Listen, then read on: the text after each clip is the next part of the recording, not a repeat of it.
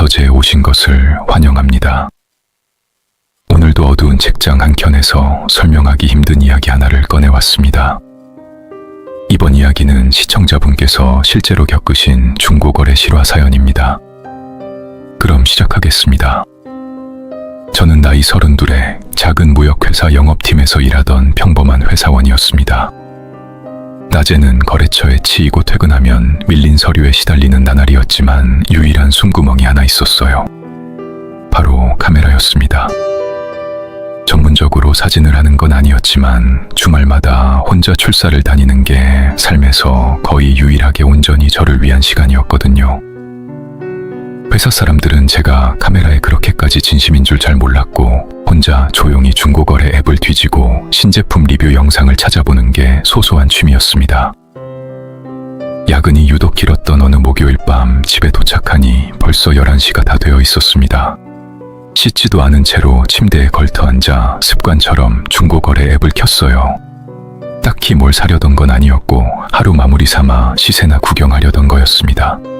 창밖으로 늦은 밤 도로의 소음이 희미하게 들려왔고 몸은 피곤한데 잠은 쉽게 오지 않는 그런 밤이었어요. 그런데 화면을 넘기던 손이 멈췄습니다. 몇 년 전부터 눈여겨봐온 지금은 단종돼서 구하기도 힘든 필름 카메라 기종이 올라와 있었거든요. 그것도 시세보다 30%는 저렴한 가격으로요. 사진을 몇 번이나 확대해서 들여다봤습니다. 렌즈 상태며 바디 스크래치까지 관리가 얼마나 잘 됐는지 한눈에 느껴질 정도였어요. 이 기종은 원래도 매물이 잘 안 나오는 데다 나온다 해도 이 정도 상태는 드물었습니다. 저는 몇 년 전부터 온라인 커뮤니티며 중고거래 앱을 몇 번이나 뒤졌지만 매번 가격이 감당 안 되거나 상태가 형편없는 매물뿐이었어요.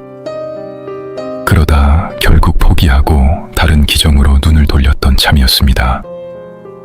큰맘 먹고 샀던 중고 렌즈가 알고 보니 내부에 곰팡이가 잔뜩 쓸어 있었던 기억도 함께 떠올랐습니다.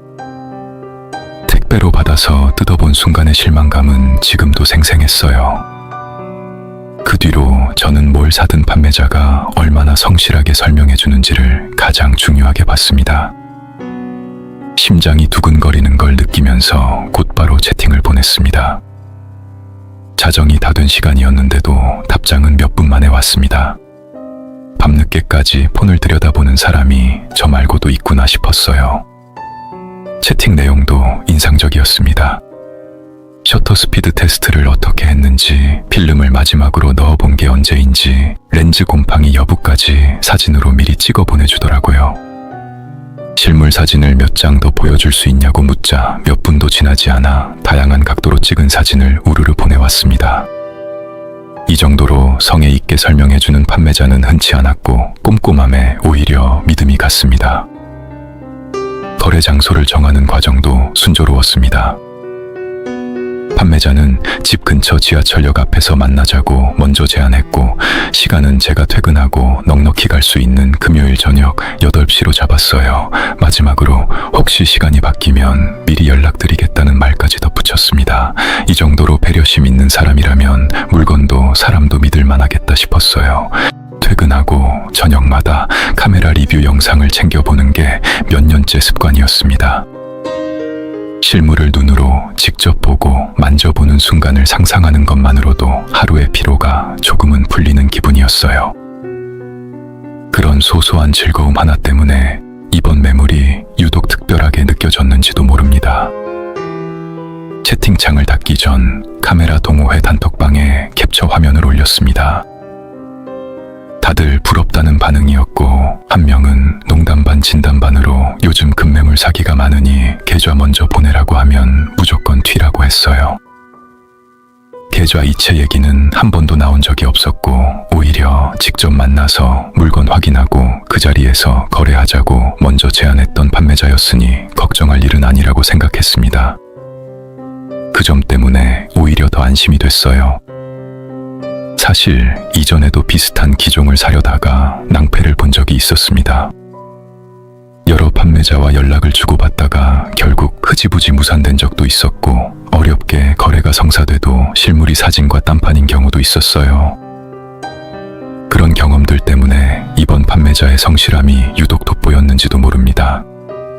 침대에 누워서도 그 카메라로 어떤 사진을 찍을지 상상하느라 잠이 쉽게 오지 않았습니다. 오랜만에 느껴보는 설렘이었어요. 그 지나치게 빠르고 지나치게 완벽했던 답장들이 이미 첫 번째 신호였다는 걸 깨닫게 되는 건 한참 뒤의 일이었습니다. 약속한 금요일 퇴근 준비를 하던 오후 6시쯤 판매자한테서 메시지가 왔습니다. 갑자기 급한 일이 생겨서 저녁 8시에 역 앞으로 나가기가 어렵겠다고 대신 근처 사무실로 와줄 수 있냐는 내용이었어요. 사무실이 역에서 그리 멀지 않으니 오히려 편할 거라는 말도 덧붙였습니다. 원래 만나기로 했던 곳이 사람 많은 지하철역 앞이었는데 갑자기 사무실로 바뀐다는 게 살짝 걸리긴 했습니다. 하지만 지금까지 채팅 내내 워낙 성실하고 정중했던 사람이었고 사무실이 있다는 것 자체가 어딘가 소속돼서 일하는 사람이라는 증거처럼 느껴졌어요. 회사 동료들한테는 저녁 약속이 있다고 미리 얘기해둔 터라 늦어도 9시쯤엔 끝날 거라 생각하며 알겠다고 답장을 보냈습니다.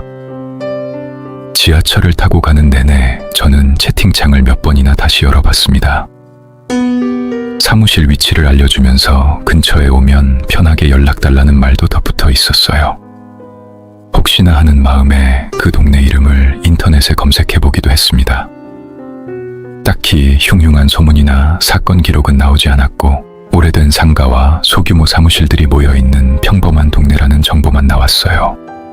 그 정도면 됐다고 생각하며 지하철에서 내렸습니다. 판매자가 보내준 주소는 몇 번 지나쳐 본 적 있는 오래된 상가 골목이었습니다.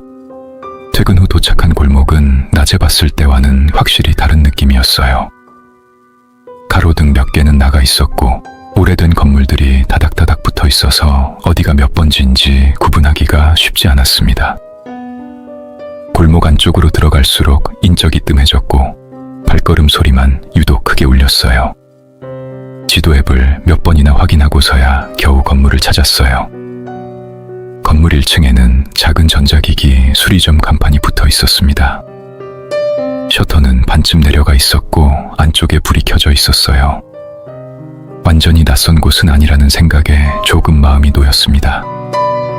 문을 열고 들어서자 남자 한 명이 자리에서 일어나며 정중하게 인사를 건넸습니다. 채팅에서 느꼈던 인상 그대로였고 옷차림도 평범한 셔츠 차림이라 딱히 경계할 만한 구석은 없었어요. 실제로 만나보니 채팅에서 짐작했던 것보다 나이가 조금 더 있어 보였습니다. 남자는 곧바로 물건이 지하 창고에 있다고 조명이랑 테스트 장비가 다 그쪽에 있어서 거기서 확인하는 게 낫다고 말했습니다. 사무실이라고 해서 당연히 1층 어딘가에서 거래할 줄 알았는데 지하까지 가야 한다니 순간 의아했어요. 잠깐 망설이는 사이 남자는 이미 앞장서서 계단 쪽으로 걸어가고 있었고 여기까지 와서 그냥 돌아가기엔 카메라가 너무 아까웠기에 별다른 말 없이 뒤를 따랐습니다. 엘리베이터도 없는 좁고 가파른 계단이었습니다. 벽에 붙은 낡은 배관과 벗겨진 페인트가 눈에 들어왔고 내려갈수록 공기가 확연히 달라졌어요. 위층의 퀴퀴한 먼지 냄새와는 다른 축축하고 시큼한 냄새가 코를 찔렀습니다. 저는 오래된 지하 창고 특유의 냄새겠거니 짐작했어요. 계단을 밟을 때마다 삐걱거리는 소리가 유난히 크게 울렸고 벽을 짚은 손끝에 차가운 습기가 배어들었습니다. 계단 끝에는 좁은 복도가 나왔습니다. 형광등 하나가 지지직거리며 깜빡였고 복도 양옆으로 문이 몇 개 늘어서 있었어요.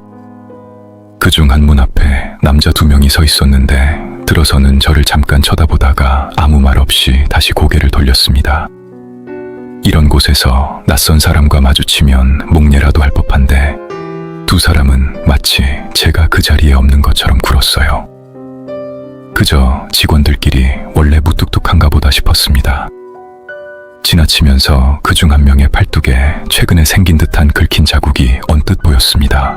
별 생각 없이 넘길 만한 흔적이었지만 그 순간 안내하던 남자가 평소보다 빠른 걸음으로 재촉하듯 앞서 걸었어요. 저녁 약속에 늦어서 그런가 보다 하고 걸음을 맞췄습니다. 발밑으로 낡은 장판 위에 뭔가 끌린 자국 같은 흔적이 길게 남아있는 게 보였습니다. 무거운 짐을 옮기다가 생긴 자국인가 싶었어요. 복도 위쪽 구석에는 CCTV 스티커가 붙어 있었지만 정작 카메라 본체는 어디에도 보이지 않았습니다. 저는 오래된 건물이니 카메라가 고장나서 떼어냈을 수도 있겠다 싶었어요. 위층 수리점에도 지하복대도 손님이나 방문객처럼 보이는 사람은 그 외에 아무도 없었습니다. 복도 끝에서 남자가 문 하나를 열며 말했습니다. 여기가 창고 겸 사무실로 쓰는 곳이에요. 물건은 안쪽에 있습니다. 문 안쪽은 생각보다 넓었고 한쪽 구석에 책상과 소파가 놓여 있었어요. 평범한 사무 공간처럼 보였지만 창문이 하나도 없다는 게 눈에 띄었습니다. 지하니까 당연하다고 생각하면서도 왠지 모르게 등 뒤가 서늘해졌어요. 남자는 잠깐 소파에 앉아 기다리라고 하더니 안쪽 문으로 사라졌습니다. 책상 위에는 서류 몇 장이 아무렇게나 놓여 있었고 벽은 별다른 장식 없이 텅 비어 있었어요. 창고를 겸해서 쓰다 보니 이렇게 어수선한가 보다 생각하며 저는 휴대폰을 꺼내 시간을 확인했습니다. 8시 15분이었어요. 카메라 동호회 단톡방에 지금 물건 보러 왔다고 짧게 메시지를 남겼습니다. 소파는 낡았지만 앉는 느낌은 편안했고 방 안에는 은은하게 나무 타는 냄새 같은 것도 옅게 배어 있었어요. 창고치고는 묘하게 정돈된 구석도 있어서 크게 신경 쓰이는 부분은 없었습니다. 몇 분 뒤 문이 다시 열리며 남자가 카메라를 들고 나왔습니다. 사진으로 봤던 것보다 실물 상태가 훨씬 좋아 보여서 그동안 쌓였던 위화감은 순식간에 잊혔어요. 두 손으로 조심스럽게 카메라를 받아들자 묵직한 무게감이 손에 전해졌습니다. 남자는 카메라를 건네며 말했습니다. 직접 작동되는지 확인해 보셔야죠. 잠깐 앉아서 천천히 봐주세요. 그러고는 옆에 있던 작은 테이블에서 커피포트를 들어 올리며 덧붙였습니다. 커피 한 잔 드릴게요. 여기까지 오시느라 힘드셨을 텐데. 건넨 커피잔에서 살짝 탄 듯한 냄새가 났습니다.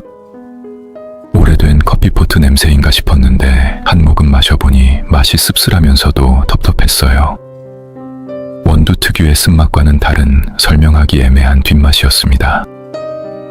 저는 목 넘김이 부자연스럽게 느껴져서 잔을 내려놓고 손에 든 카메라를 살펴보는데 정신이 팔린 척했습니다. 남자가 커피를 건네면서 눈을 잘 마주치지 않았다는 것도 그때는 미처 눈치채지 못한 부분이었어요. 카메라는 정말 훌륭한 상태였습니다.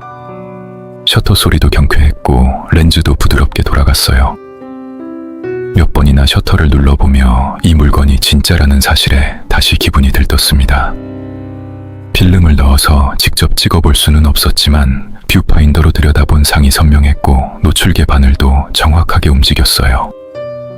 손끝에 닿는 다이얼의 감촉까지 예상보다 훨씬 만족스러웠고 이 정도면 충분히 값어치를 하는 물건이라는 확신에 슬슬 결제 얘기를 꺼내야겠다는 생각이 들었습니다. 그런데 카메라를 만지작거리던 손이 문득 멈췄습니다. 책상 밑 구석에 뭔가 떨어져 있는 게 보였거든요. 처음엔 클립이나 종이 조각인 줄 알았는데 자세히 보니 반짝이는 큐빅이 박힌 작은 머리핀이었습니다. 먼지가 별로 쌓이지 않은 걸 보니 오래전부터 그 자리에 있었던 것 같지는 않았어요. 여기는 남자만 있는 사무실 겸 창고 같았는데 왜 여자 머리핀이 떨어져 있을까 하는 생각이 스쳤습니다. 화장품이나 가방, 겉옷 같은 흔적은 어디에도 없었고 딱 그 머리핀 하나뿐이었어요. 아까 그 남자의 아내나 가족의 물건일 수도 있겠다 싶었지만 그러기엔 방 어디에도 다른 여자의 흔적이 전혀 없었습니다. 그 순간 벽 너머 옆방에서 낮은 목소리가 들려왔습니다. 정확히 무슨 말인지는 알아들을 수 없었지만 이번 건 좀 서둘러야 한다는 말이 어렴풋이 들렸어요. 곧이어 뭔가 무거운 걸 옮기는 듯한 둔탁한 소리가 났고 그 뒤로 짧은 신음 같은 소리가 이어졌습니다. 손가락이 그대로 굳어버렸습니다. 잘못 들은 건지 정말 사람 신음소리였는지 확신이 서지 않았어요. 심장이 빠르게 뛰기 시작했고 저는 애써 태어난 척 카메라 렌즈를 다시 들여다보는 척했지만 귀는 온통 벽 너머 소리에 쏠려 있었습니다. 짐을 옮기는 소리일 수도 있고 어디 아픈 사람이 있어서 그런 걸 수도 있다고 몇 번이나 되뇌었지만 어떤 설명도 완전히 마음에 와닿지 않았어요. 몇 초 뒤 소리는 완전히 멈췄고 그 정적이 오히려 더 불안하게 느껴졌습니다. 그런데 몸이 이상하게 나른해지는 느낌이 들기 시작했습니다. 처음엔 야근 피로가 몰려오나 싶었는데 시야가 흐릿해지고 팔다리에 힘이 빠지는 게 단순한 피로와는 확실히 달랐어요. 소파 팔걸이를 붙잡고 몸을 지탱하려 했지만 팔에 힘이 제대로 들어가지 않았고 방 안 형광등, 불빛이 두세 개로 겹쳐 보이기 시작했습니다. 이 상태로 계속 앉아 있으면 안 되겠다는 생각이 점점 강하게 들었어요. 그제야 아까 마셨던 커피가 떠올랐습니다. 한 모금밖에 마시지 않았는데 이 정도로 어지럽다는 게 뭔가 단단히 잘못됐다는 확신을 줬어요. 저는 급하게 자리에서 일어나려 했지만 다리가 휘청거렸습니다. 시야는 흐릿하게 번지고 속이 울렁거렸지만 정신은 아직 남아 있었어요. 이건 그냥 이상한 게 아니라 뭔가 잘못돼도 크게 잘못됐다는 확신이 들었습니다. 가방을 챙겨 나가야겠다는 생각으로 겨우 몸을 일으켰습니다.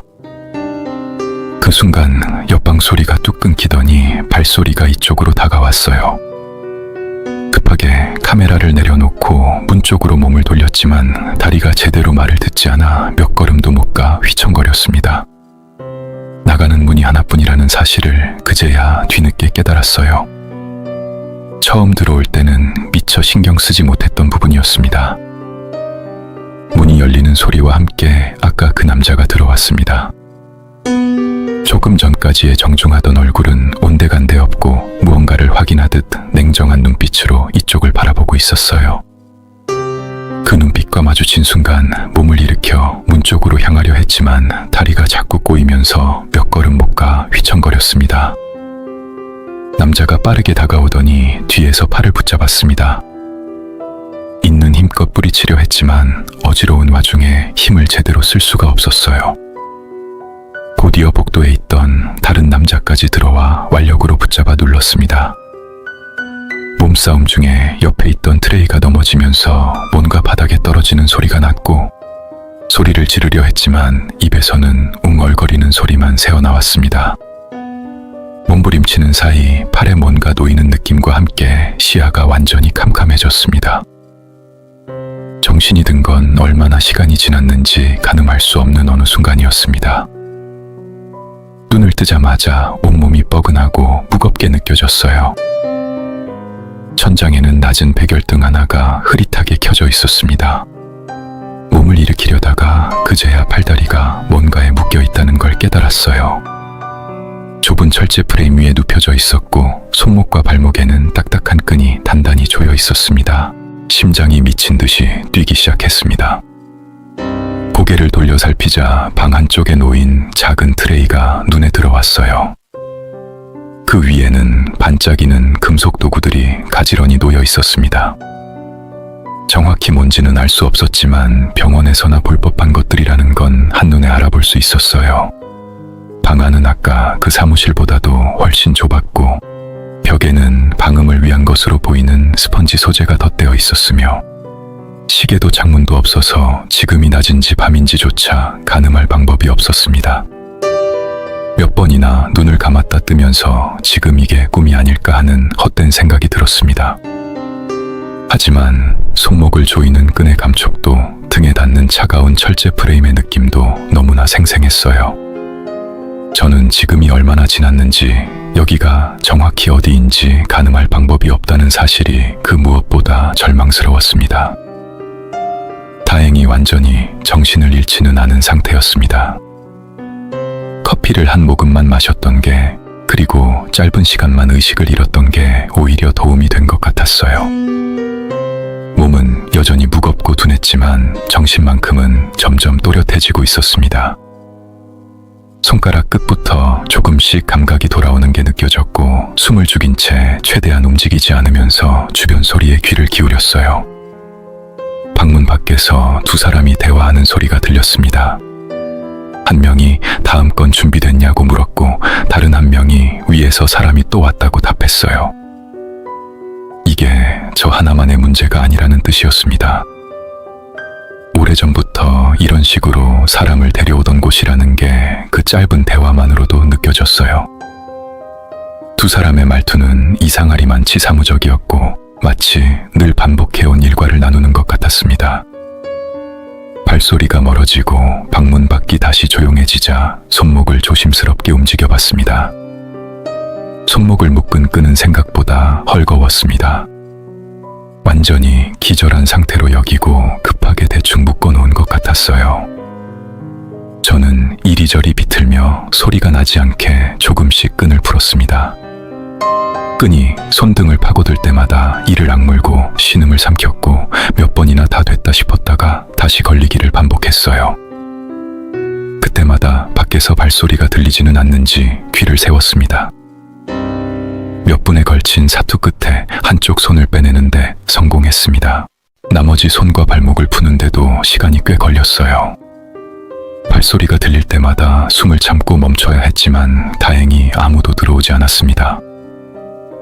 완전히 몸을 일으켰을 때는 다리가 후들거려서 제대로 서 있기도 힘들었지만 여기서 지체하면 안 된다는 생각이 다른 모든 두려움을 눌렀어요. 문을 아주 조금씩 열었습니다. 다행히 복대는 아무도 없었어요. 저는 벽에 몸을 붙이고 발소리를 죽이며 걸음을 옮겼습니다. 복도는 들어올 때보다 훨씬 복잡하게 느껴졌고 갈림길에서 어느 쪽이 들어왔던 방향인지 순간적으로 헷갈렸어요. 침착하게 벽을 짚으며 아까 지나쳤던 CCTV 스티커의 방향을 기억해내려 애썼습니다. 한 걸음씩 옮길 때마다 심장이 목까지 차오르는 것 같았고 발끝에 온 신경을 집중해서 소리가 나지 않도록 애를 썼어요. 한 갈림길에서 낮은 목소리와 발소리가 들려 급하게 반대편 통로로 몸을 숨겼습니다. 좁은 틈에 웅크린 채 숨죽이는 동안 심장 소리가 너무 크게 울려서 오히려 그 소리에 들킬까봐 겁이 났어요. 그 옆 살짝 열려있는 문틈으로 좁고 창문 없는 방이 언뜻 보였습니다. 바닥에 담요 같은 게 아무렇게나 놓여 있었어요. 이곳이 저 한 사람만을 위해 급조된 곳이 아니라는 확신이 그 순간 들었습니다. 아까 사무실에서 봤던 그 머리핀의 주인도 이 어딘가에 있었을지 모른다는 생각이 스쳤지만 확인해볼 용기까지는 나지 않았고 지금은 어떻게든 여기를 빠져나가는 것만 생각해야 했습니다. 발소리가 완전히 사라진 걸 확인하고 다시 움직이기 시작했습니다. 마침내 익숙한 계단 입구를 발견하자 다리에 남은 힘을 전부 끌어모아 뛰어 올라갔어요. 계단을 절반쯤 올랐을 때 아래쪽에서 누군가 다급하게 소리치는 게 들렸습니다. 그 소리에 오히려 더 힘을 내서 남은 계단을 뛰어 올랐어요. 1층에 다다르자 아까 봤던 전자기기 수리점 공간이 나왔습니다. 셔터는 완전히 내려가 있었고 안쪽에서 문을 열 수 있는 걸쇠가 눈에 들어왔어요. 떨리는 손으로 걸쇠를 풀었는데 힘이 제대로 들어가지 않아 몇 번이나 헛손질을 했습니다. 뒤에서 계단을 오르는 발소리가 점점 가까워졌고 이를 악물고 다시 걸쇠에 손을 댔어요. 마침내 걸쇠가 풀리는 순간 있는 힘껏 문을 밀었습니다. 바깥의 서늘한 밤 공기가 얼굴에 훅 끼쳤고 뒤도 돌아보지 않고 그대로 골목을 향해 뛰기 시작했습니다. 골목을 몇 번이나 꺾어 돌면서 뒤에서 누가 쫓아오지는 않는지 몇 번이고 돌아봤습니다. 다리는 감각이 없을 정도로 후들거렸고 숨은 턱까지 차올랐지만 멈출 수가 없었어요.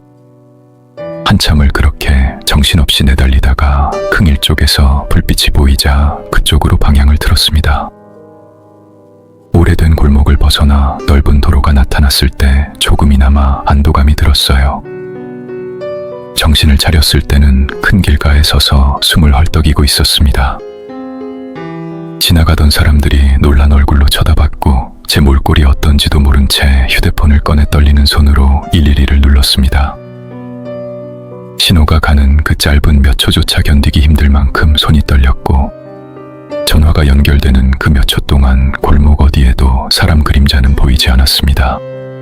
경찰이 도착하기까지는 그리 오래 걸리지 않았습니다. 순찰차에서 내린 경찰관 두 분이 다가와 괜찮으시냐고 먼저 물었어요. 저는 숨을 헐떡이면서 겨우 상황을 설명하기 시작했습니다. 중고거래로 카메라를 사러 갔다가 지하에 감금당했다가 도망쳐 나왔다는 이야기를요. 경찰관님은 침착하게 이야기를 들으면서도 옆에서 다른 한 분이 무전으로 지원을 요청하는 게 들렸습니다. 손이 떨려서 휴대폰을 제대로 쥐기도 힘들었고 목소리도 자꾸 갈라졌어요. 그 자리에서 바로 건물로 안내하려 했지만 막상 골목에 들어서니 머릿속이 하얘졌습니다. 오래된 상가 건물들이 다닥다닥 붙어있는 동네라 밤에 보면 다 비슷비슷해 보였어요.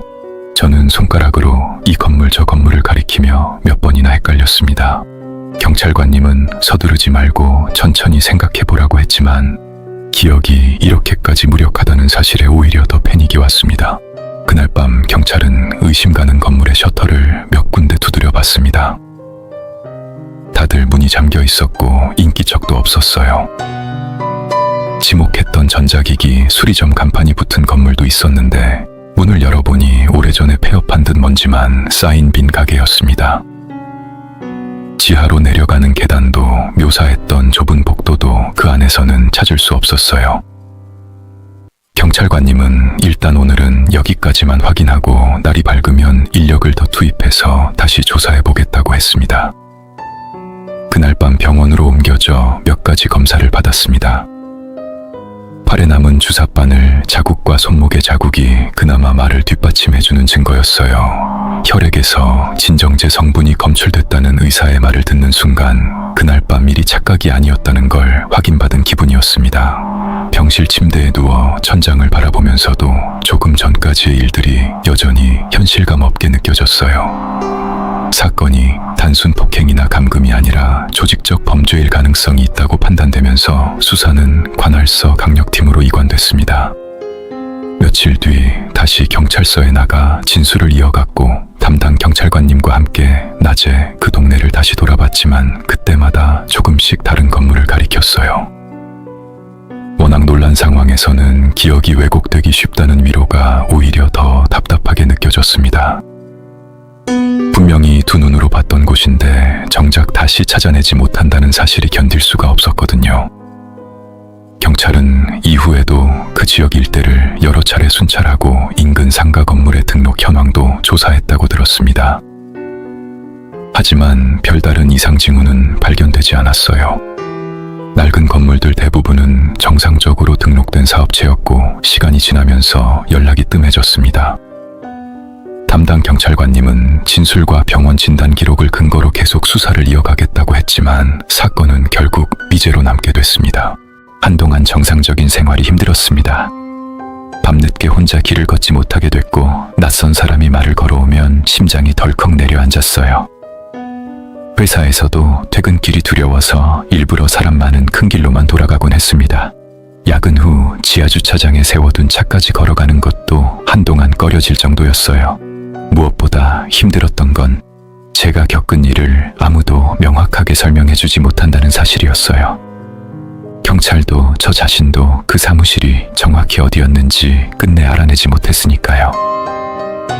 한동안은 병원 진료도 함께 다녔습니다. 몸에 남은 흔적은 시간이 지나면서 옅어졌지만 낯선 사람과 눈이 마주치거나 지하 주차장처럼 폐쇄된 공간에 들어갈 때마다 그날 밤의 감각이 되살아나곤 했어요. 가족들에게는 한참이 지나서야 그날 일을 털어놓았습니다. 어머니는 그 얘기를 듣고 한동안 말을 잇지 못하셨고 그 뒤로는 중고거래 자체를 하지 말라고 신신당부하셨습니다. 시간이 흐르면서 조금씩 일상을 되찾아갔습니다. 하지만 지금도 중고거래 앱에서 유난히 좋은 매물을 보면 반가움보다 먼저 서늘한 기분이 듭니다. 그 반쯤 남은 커피가 아니었다면 이 이야기를 전할 수조차 없었을 거예요. 그렇게 갖고 싶어 했던 카메라도 결국 되찾지 못했습니다. 도망쳐 나올 때 정신없이 몸만 빠져나왔던 터라 카메라는 그 방 어딘가에 그대로 남겨두고 왔거든요. 그 카메라가 지금도 그 방 어딘가에 놓여 있을지 아니면 이미 다른 손을 거쳐 어딘가에서 팔리고 있을지 가끔 궁금해질 때가 있습니다. 지금도 하루에도 몇 번씩 안전재난 문자로 실종자를 찾는 문자가 옵니다. 요즘처럼 CCTV며 핸드폰 카메라며 모든 게 발달한 시대에 왜 이렇게도 실종 문자가 끊이지 않는 걸까요? 그 문자를 볼 때마다 그날 밤 그 지하실에서 봤던 흔적들이 떠오릅니다. 오늘 이야기는 여기까지입니다. 오늘도 어두운 책장 한켠에서 설명하기 힘든 이야기 하나를 꺼내왔습니다. 오늘 소개해드릴 사연은 고시원에서 자취를 하며 겪으신 실화 사연입니다. 그럼 시작하겠습니다. 이 일을 겪고 난 뒤로 저는 지금도 벽 너머에서 작은 소리만 나도 온몸이 굳습니다. 29, 지방에서 서울로 올라와 취업을 준비하던 시절이었습니다. 모아둔 돈은 얼마 없었고 월세 부담을 조금이라도 줄여야 했기에 선택한 곳이 신촌 근처의 한 고시원이었어요. 방은 한 사람 눕고 앉으면 꽉 차는 크기였고 벽 하나를 사이에 두고 옆방과 붙어있는 구조였습니다. 방음이라고는 거의 없다시피 해서 옆방에서 부스럭거리는 소리까지 다 들릴 정도였어요. 방에 놓인 침대는 꽤 오래된 나무 프레임이었는데 몸을 조금만 뒤척여도 삐걱거리는 소리가 났습니다. 건물은 지은 지 꽤 오래된 곳이었고 복대는 낡은 카펫이 깔려 있었습니다. 총무는 50대쯤 되어 보이는 아저씨였는데 말수는 적었지만 크게 불친절하지도 않았어요. 입주 상담을 받을 때도 방 구조나 규칙에 대해서만 간단히 설명해줬을 뿐 옆방에 관한 이야기는 따로 나온 적이 없었습니다. 늦가을이라 밤이 되면 창문 틈으로 제법 쌀쌀한 바람이 들어왔습니다. 방에 붙박이로 있는 낡은 온풍기 하나가 유일한 난방수단이었고 그마저도 소리가 유난히 컸어요. 저녁마다 그 온풍기 돌아가는 소음 사이로 옆방의 기척을 신경 쓰게 된 것도 지금 생각해보면 그 무렵부터였습니다. 처음 며칠은 그런 환경에 적응하느라 정신이 없었습니다. 낮에는 스터디 카페에 나가 공부하고 저녁이 되면 방으로 돌아와 씻고 정리한 뒤 잠드는 게 하루 일과였어요. 규칙적인 생활을 하려고 나름 신경을 썼는데 그게 오히려 나중에 화근이 될 줄은 그때는 전혀 몰랐습니다. 입주한 지 일주일쯤 지났을 무렵이었습니다. 아침 6시 반 알람 소리에 눈을 뜨는데 뭔가 이상했어요. 제 휴대폰 알람이 울리고 나서 1, 2초 뒤 벽 너머 옆방에서도 똑같은 멜로디의 알람이 울렸거든요. 저는 이불 속에서 잠깐 그 소리에 귀를 기울였습니다. 처음엔 그냥 우연이라고 생각했어요. 요즘 스마트폰 기본 알람음이야 다들 비슷하게 쓰니까 그저 옆방 사람도 같은 시간에 일어나는 습관이 있나 보다 싶었습니다. 알람을 끄고 몸을 일으키면서도 방금 그 타이밍이 유독 정확했다는 생각이 잠깐 스쳤지만 이내 잊었어요. 그날 저녁에도 비슷한 일이 있었습니다. 스터디 카페에서 돌아와 방문을 열고 들어서는데 문 닫는 소리가 나자마자 옆방에서도 거의 동시에 문 닫히는 소리가 들렸어요. 신발을 벗고 가방을 내려놓는 소리까지 타이밍이 묘하게 겹쳤습니다. 좁은 복대는 저녁 무렵이면 늘 라면 냄새 같은 게 옅게 배어 있었는데 그날따라 그 냄새조차 유독 짙게 느껴졌어요. 저는 그냥 옆방 사람도 퇴근 시간이 비슷한가 보다 생각했습니다. 고시원이라는 곳 자체가 다들 비슷한 시간대에 움직이는 사람들이 많으니 그리 이상할 일은 아니라고 생각했어요. 며칠이 더 지나면서 그 겹침이 조금씩 더 눈에 띄기 시작했습니다. 밤에 누워서 휴대폰으로 고향 친구와 통화를 하면 옆방에서도 낮은 목소리로 통화하는 듯한 소리가 시작됐어요. 내용까지 알아들을 수는 없었지만 통화를 시작하는 타이밍과 끊는 타이밍이 이상하리만치 비슷했습니다. 심지어 제가 웃음을 터뜨리면 몇 초 뒤 벽 너머에서도 낮게 웃는 듯한 소리가 섞여 들리는 것 같았어요. 저는 그 무렵까지만 해도 단순히 신경이 예민해진 탓이라고 여겼습니다. 좁은 방에서 지내다 보니 사소한 소리에도 민감해진 거라고 스스로를 다독였어요. 그날 밤에도 여느 때처럼 이불을 펴고 누웠습니다. 낡은 침대 프레임이 삐걱거리는 소리를 냈습니다. 그런데 바로 이어서 벽 너머에서도 삐걱 소리가 들려왔어요. 딱 제가 이불 속으로 들어갈 때 냈을 법한 그런 소리였습니다. 저는 애써 신경 쓰지 않으려 눈을 감았지만 그날 밤은 유독 쉽게 잠들지 못했습니다. 돌이켜보면 그 며칠 동안 저는 이 우연들을 하나씩 따로 떼어놓고 생각했던 것 같습니다. 알람은 알람대로, 문 닫는 소리는 소리대로 각각 그럴듯한 이유를 붙여가며 넘겼거든요. 그것들을 하나로 이어서 봐야 한다는 생각은 그때는 전혀 하지 못했습니다. 이 사소한 우연들이 앞으로 얼마나 커질지 그때는 상상도 하지 못했습니다. 그 뒤로 일주일 정도는 별다른 일 없이 지나갔습니다. 저는 그 며칠간의 우연을 거의 잊고 다시 스터디에 몰두하며 지냈어요. 취업 준비라는 게 워낙 신경 쓸 게 많다 보니 사소한 소리 하나하나에 오래 매달릴 여유도 없었습니다. 그런데 어느 날 저녁 방에 들어와 침대에 걸터앉아 신발을 정리하는데 벽 너머에서 정확히 같은 리듬으로 뭔가를 정리하는 듯한 소리가 들렸습니다. 신발 한 짝, 두 짝 내려놓는 강약까지 거의 똑같았어요. 저는 순간 멈칫했지만 이내 그냥 우연히 겹친 거라고 다시 생각을 정리했습니다. 그날 밤은 별일 없이 지나갔고 다음 날 아침에도 평소와 다름없이 하루를 시작했어요. 며칠 뒤에는 조금 더 이상한 일이 있었습니다. 그날은 몸살 기운이 있어서 평소보다 일찍 자리에 누웠는데 눕자마자 낮은 기침이 몇 번 나왔어요. 그런데 그 기침 소리 뒤로 벽 너머에서도 거의 똑같은 간격으로 기침 소리가 이어졌습니다. 한 번이면 우연이라 치겠는데 그날 밤 내내 제가 기침할 때마다 옆방에서도 어김없이 기침이 따라왔어요. 저는 이불 속에서 숨을 죽이고 몇 번이나 일부러 헛기침을 해봤습니다. 그때마다 몇 초 뒤 정확히 벽 너머에서 똑같은 헛기침이 돌아왔어요. 그날 밤은 결국 뜬 눈으로 쥐사우다시피 했습니다. 몸살 기운 때문인지 아니면 그 소리 때문인지 분간이 안 될 정도로 온몸이 으슬으슬했어요. 다음 날 아침 거울을 보니 얼굴이 헬쑥해져 있었고 눈 밑에는 다크서클이 짙게 내려앉아 있었습니다.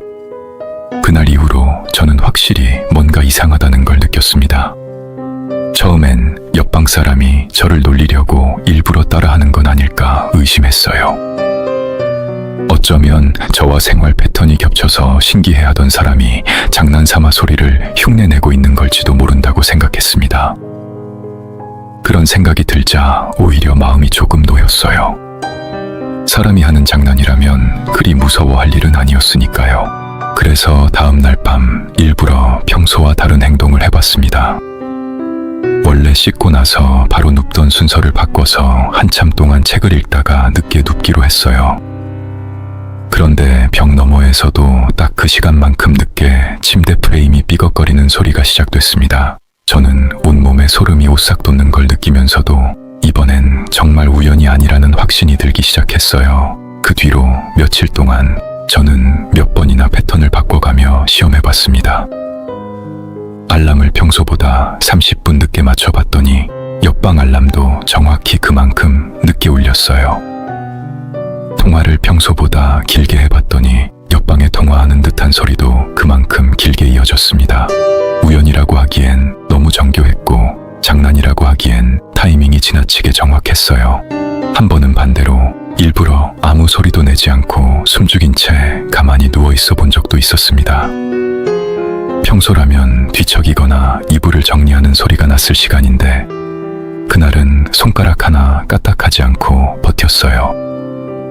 그러자 신기하게도 벽 너머에서도 아무 소리가 나지 않았습니다. 마치 저를 따라하는 게 아니라 저와 정확히 보조를 맞추고 있는 것 같은 느낌이었어요. 그 침묵이 오히려 소리가 날 때보다 훨씬 무섭게 느껴졌습니다. 밤에 누워있으면 등줄기가 서늘해지는 느낌이 자주 들었습니다. 벽 하나를 사이에 두고 누군가 혹은 무언가가 제 모든 행동을 지켜보며 그대로 따라하고 있다는 생각을 하면 잠이 제대로 오지 않았어요. 저는 며칠 새 부쩍 피곤해진 얼굴로 스터디 카페에 나갔고 같이 공부하던 사람이 얼굴이 안 좋아 보인다며 무슨 일 있냐고 물어볼 정도였습니다. 혹시 요즘 잠을 잘 못 자요? 하는 물음에 저는 그냥 고시원이 좀 시끄러워서 그렇다고 얼버무렸어요. 옆방이 제 행동을 그대로 따라하는 것 같다는 얘기를 꺼내면 다들 예민한 사람 취급할 것 같아서 차마 자세히 말하지 못했습니다. 그 친구는 그럼 귀마개라도 하나 사보라며 대수롭지 않게 웃어 넘겼고 저도 그 순간만큼은 애써 같이 웃었습니다. 한 번은 참다 못해 벽을 두드려 본 적도 있었습니다. 쿵쿵 2번 두드렸는데 몇 초 뒤 벽 너머에서도 똑같이 쿵쿵 2번 하는 소리가 돌아왔어요. 저는 그 순간 온몸에 소름이 돋았습니다. 장난을 치는 사람이라면 최소한 반응하는 방식이 조금은 다를 텐데 이건 마치 제 행동을 그대로 반사하는 것 같았거든요. 저는 반신반의하는 마음으로 이번엔 3번을 두드려 봤습니다. 쿵쿵쿵. 그러자 정확히 몇 초의 간격을 두고 벽 너머에서도 3번의 소리가 똑같이 돌아왔어요. 저는 그 자리에 얼어붙은 채로 한참을 아무것도 하지 못했습니다. 그날 이후로는 벽 쪽으로 등을 돌리고 눕는 것조차 꺼려졌습니다. 자꾸만 벽 너머에 뭔가가 붙어서 저를 지켜보고 있는 것 같은 기분이 들었거든요. 씻으러 갈 때도 옷을 갈아입을 때도 벽 쪽으로는 눈길조차 주지 않으려 했었습니다. 그런 생활이 계속되니 몸도 마음도 점점 지쳐갔어요. 그 무렵부터는 낮에도 마음이 편치 않았습니다. 스터디 카페에 있다가도 문득 방으로 돌아가야 한다는 생각만 하면 심장이 조여드는 느낌이었어요. 그렇다고 당장 방을 뺄 형편도 안 됐고 확실한 증거도 없이 총무한테 뭐라고 말해야 할지도 막막했습니다. 한 번은 옆방 사람 얼굴이라도 확인해 볼 생각으로 일부러 방문을 살짝 열어두고 복도 쪽을 지켜본 적이 있었습니다. 벽 너머에서 인기척이 느껴질 때마다 문틈으로 눈을 대고 옆방 문이 열리기를 기다렸어요. 그런데 이상하게도 그렇게 소리가 나는 동안 옆방 문은 단 한 번도 열리지 않았습니다. 분명 안에서 뭔가 움직이는 소리가 나는데 그 방을 드나드는 사람은 한 번도 마주친 적이 없다는 사실을 그제야 뒤늦게 깨달았어요. 공용 세면대나 정수기 앞에서도 몇 번이나 마주칠 법한데 이상하게 옆방 사람과는 단 한 번도 스친 적이 없었습니다. 한 번은 혼자만의 착각인지 확인해 보려고 휴대폰으로 벽 쪽을 향해 녹음을 시작해 본 적도 있었습니다. 녹음 버튼을 누르고 평소처럼 침대에 누워 뒤척였는데 나중에 파일을 재생해 보니 옆방 소리는 아예 잡혀 있지 않았어요. 제 숨소리와 침대 프레임 삐걱거리는 소리만 또렷하게 남아있을 뿐 분명 그 순간에는 똑똑히 들었던 벽 너머의 소리는 어디에도 녹음되어 있지 않았습니다. 마치 애초부터 그 자리에 아무 소리도 없었던 것처럼요. 귀로는 분명히 들었는데 기계에는 전혀 잡히지 않는다는 사실이 오히려 훨씬 더 소름 끼쳤습니다. 체중도 눈에 띄게 줄었습니다. 몇 주 사이 밥맛이 없어져서 끼니를 대충 때우는 날이 많았고 스터디 카페에서도 집중이 잘 안 돼서 봐야 할 자료를 몇 번씩 다시 읽는 일이 잦아졌어요. 그렇게 몸도 마음도 조금씩 무너져가는 걸 스스로도 느끼고 있었습니다. 저는 그렇게 며칠을 더 버티며 혼자 끙끙 앓았습니다. 그러던 어느 밤 저는 도저히 참을 수가 없어서 결심했습니다. 이 정도까지 됐으면 옆방에 누가 사는지 최소한 확인이라도 해봐야겠다고요. 사실 그전에도 몇 번이나 총무를 찾아갈까 망설였지만 막상 뭐라고 설명해야 할지 막막해서 매번 그만뒀습니다. 옆방 사람이 제 행동을 그대로 따라하는 것 같아요 라고 말하면 총무도 아까 그 친구처럼 그냥 예민한 사람 취급하며 넘길 것 같았거든요. 하지만 그날은 정말 한계에 다다랐다는 생각이 들었고 이대로는 도저히 버틸 수 없을 것 같았습니다. 다음 날 아침 저는 총무를 찾아가기로 마음먹었습니다. 다음 날 아침 저는 평소보다 일찍 일어나 총무실로 향했습니다. 밤새 뒤척이느라 잠을 설친 탓에 머리가 무거웠지만 오늘은 반드시 확인하고 넘어가야겠다는 생각뿐이었어요. 총무실 문을 두드리니 총무는 여느 때처럼 무뚝뚝한 얼굴로 문을 열어줬습니다. 저는 최대한 담담하게 말을 꺼냈습니다. 저기 제 옆방에 누가 사시는지 여쭤봐도 될까요? 총무는 잠깐 의아한 표정을 짓더니 장부를 뒤적이며 방 번호를 확인했어요. 그 방이요. 거기 몇 달째 비어 있는데요. 저는 순간 제 귀를 의심했습니다. 네, 사람이 사는 것 같던데요. 총무는 대수롭지 않다는 듯 다시 한번 장부를 짚어 보여주며 말했습니다. 여기 보시면 알겠지만 그 방은 여름 지나고부터 쭉 공실이었어요. 짐도 다 뺐고 새로 들어온 사람도 없습니다. 혹시나 하는 마음에 저는 다시 물었습니다. 그럼 원래 그 방에 살던 분은요? 무슨 일 있었나요? 총무는 어깨를 으쓱하며 대답했습니다. 글쎄요, 저도 자세히는 몰라요. 그냥 어느 날 짐 빼고 나갔다고 들었지 별다른 얘기는 없었어요. 요즘 방 뺄 때 인사도 없이 조용히 나가는 사람들 많아서. 그 말에서 더 캐물을 만한 구체적인 정보는 나오지 않았어요. 그저 흔한 퇴실 사례 중 하나로만 처리된 느낌이었습니다. 저는 그 자리에서 뭐라도 물어야 할지 몰라 잠시 멈칫했습니다. 소리가 난다고 밤마다 누군가 있는 것처럼 온갖 소리가 들린다고 말하고 싶었지만 막상 입 밖으로 꺼내려니 말이 나오지 않았어요. 이런 얘기를 어디서부터 어떻게 설명해야 총무가 믿어줄지도 알 수 없었고 자칫 이상한 사람 취급을 받을까봐 망설여지기도 했습니다. 총무는 제 표정을 보더니 조금 걱정스러운 눈치로 물었습니다. 왜요? 무슨 일 있어요? 저는 그냥 아니라고 확인할 게 있어서 그랬다고 얼버무리며 총무실을 나왔습니다. 등 뒤로 총무가 갸웃거리는 시선이 느껴지는 것 같았어요. 방으로 돌아오는 내내 머릿속이 복잡했습니다. 지금까지 겪었던 모든 소리들이 다시 하나씩 떠올랐어요.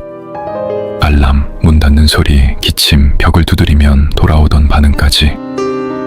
그 모든 게 빈방에서 났다는 게 도무지 믿기지 않았습니다. 총무가 뭔가 착각했거나 서류 정리가 잘못됐을 거라고 스스로를 다독여봤지만 그 생각도 그리 오래가지 못했어요. 총무가 보여준 장부에는 분명하고 명확하게 공실이라고 적혀 있었으니까요. 복도를 지나 방 앞에 서면서 저는 잠깐 옆방 문을 물끄러미 바라봤습니다. 손잡이에는 먼지가 얇게 쌓여 있었고 문 밑 틈으로도 불빛 하나 새어나오지 않았어요.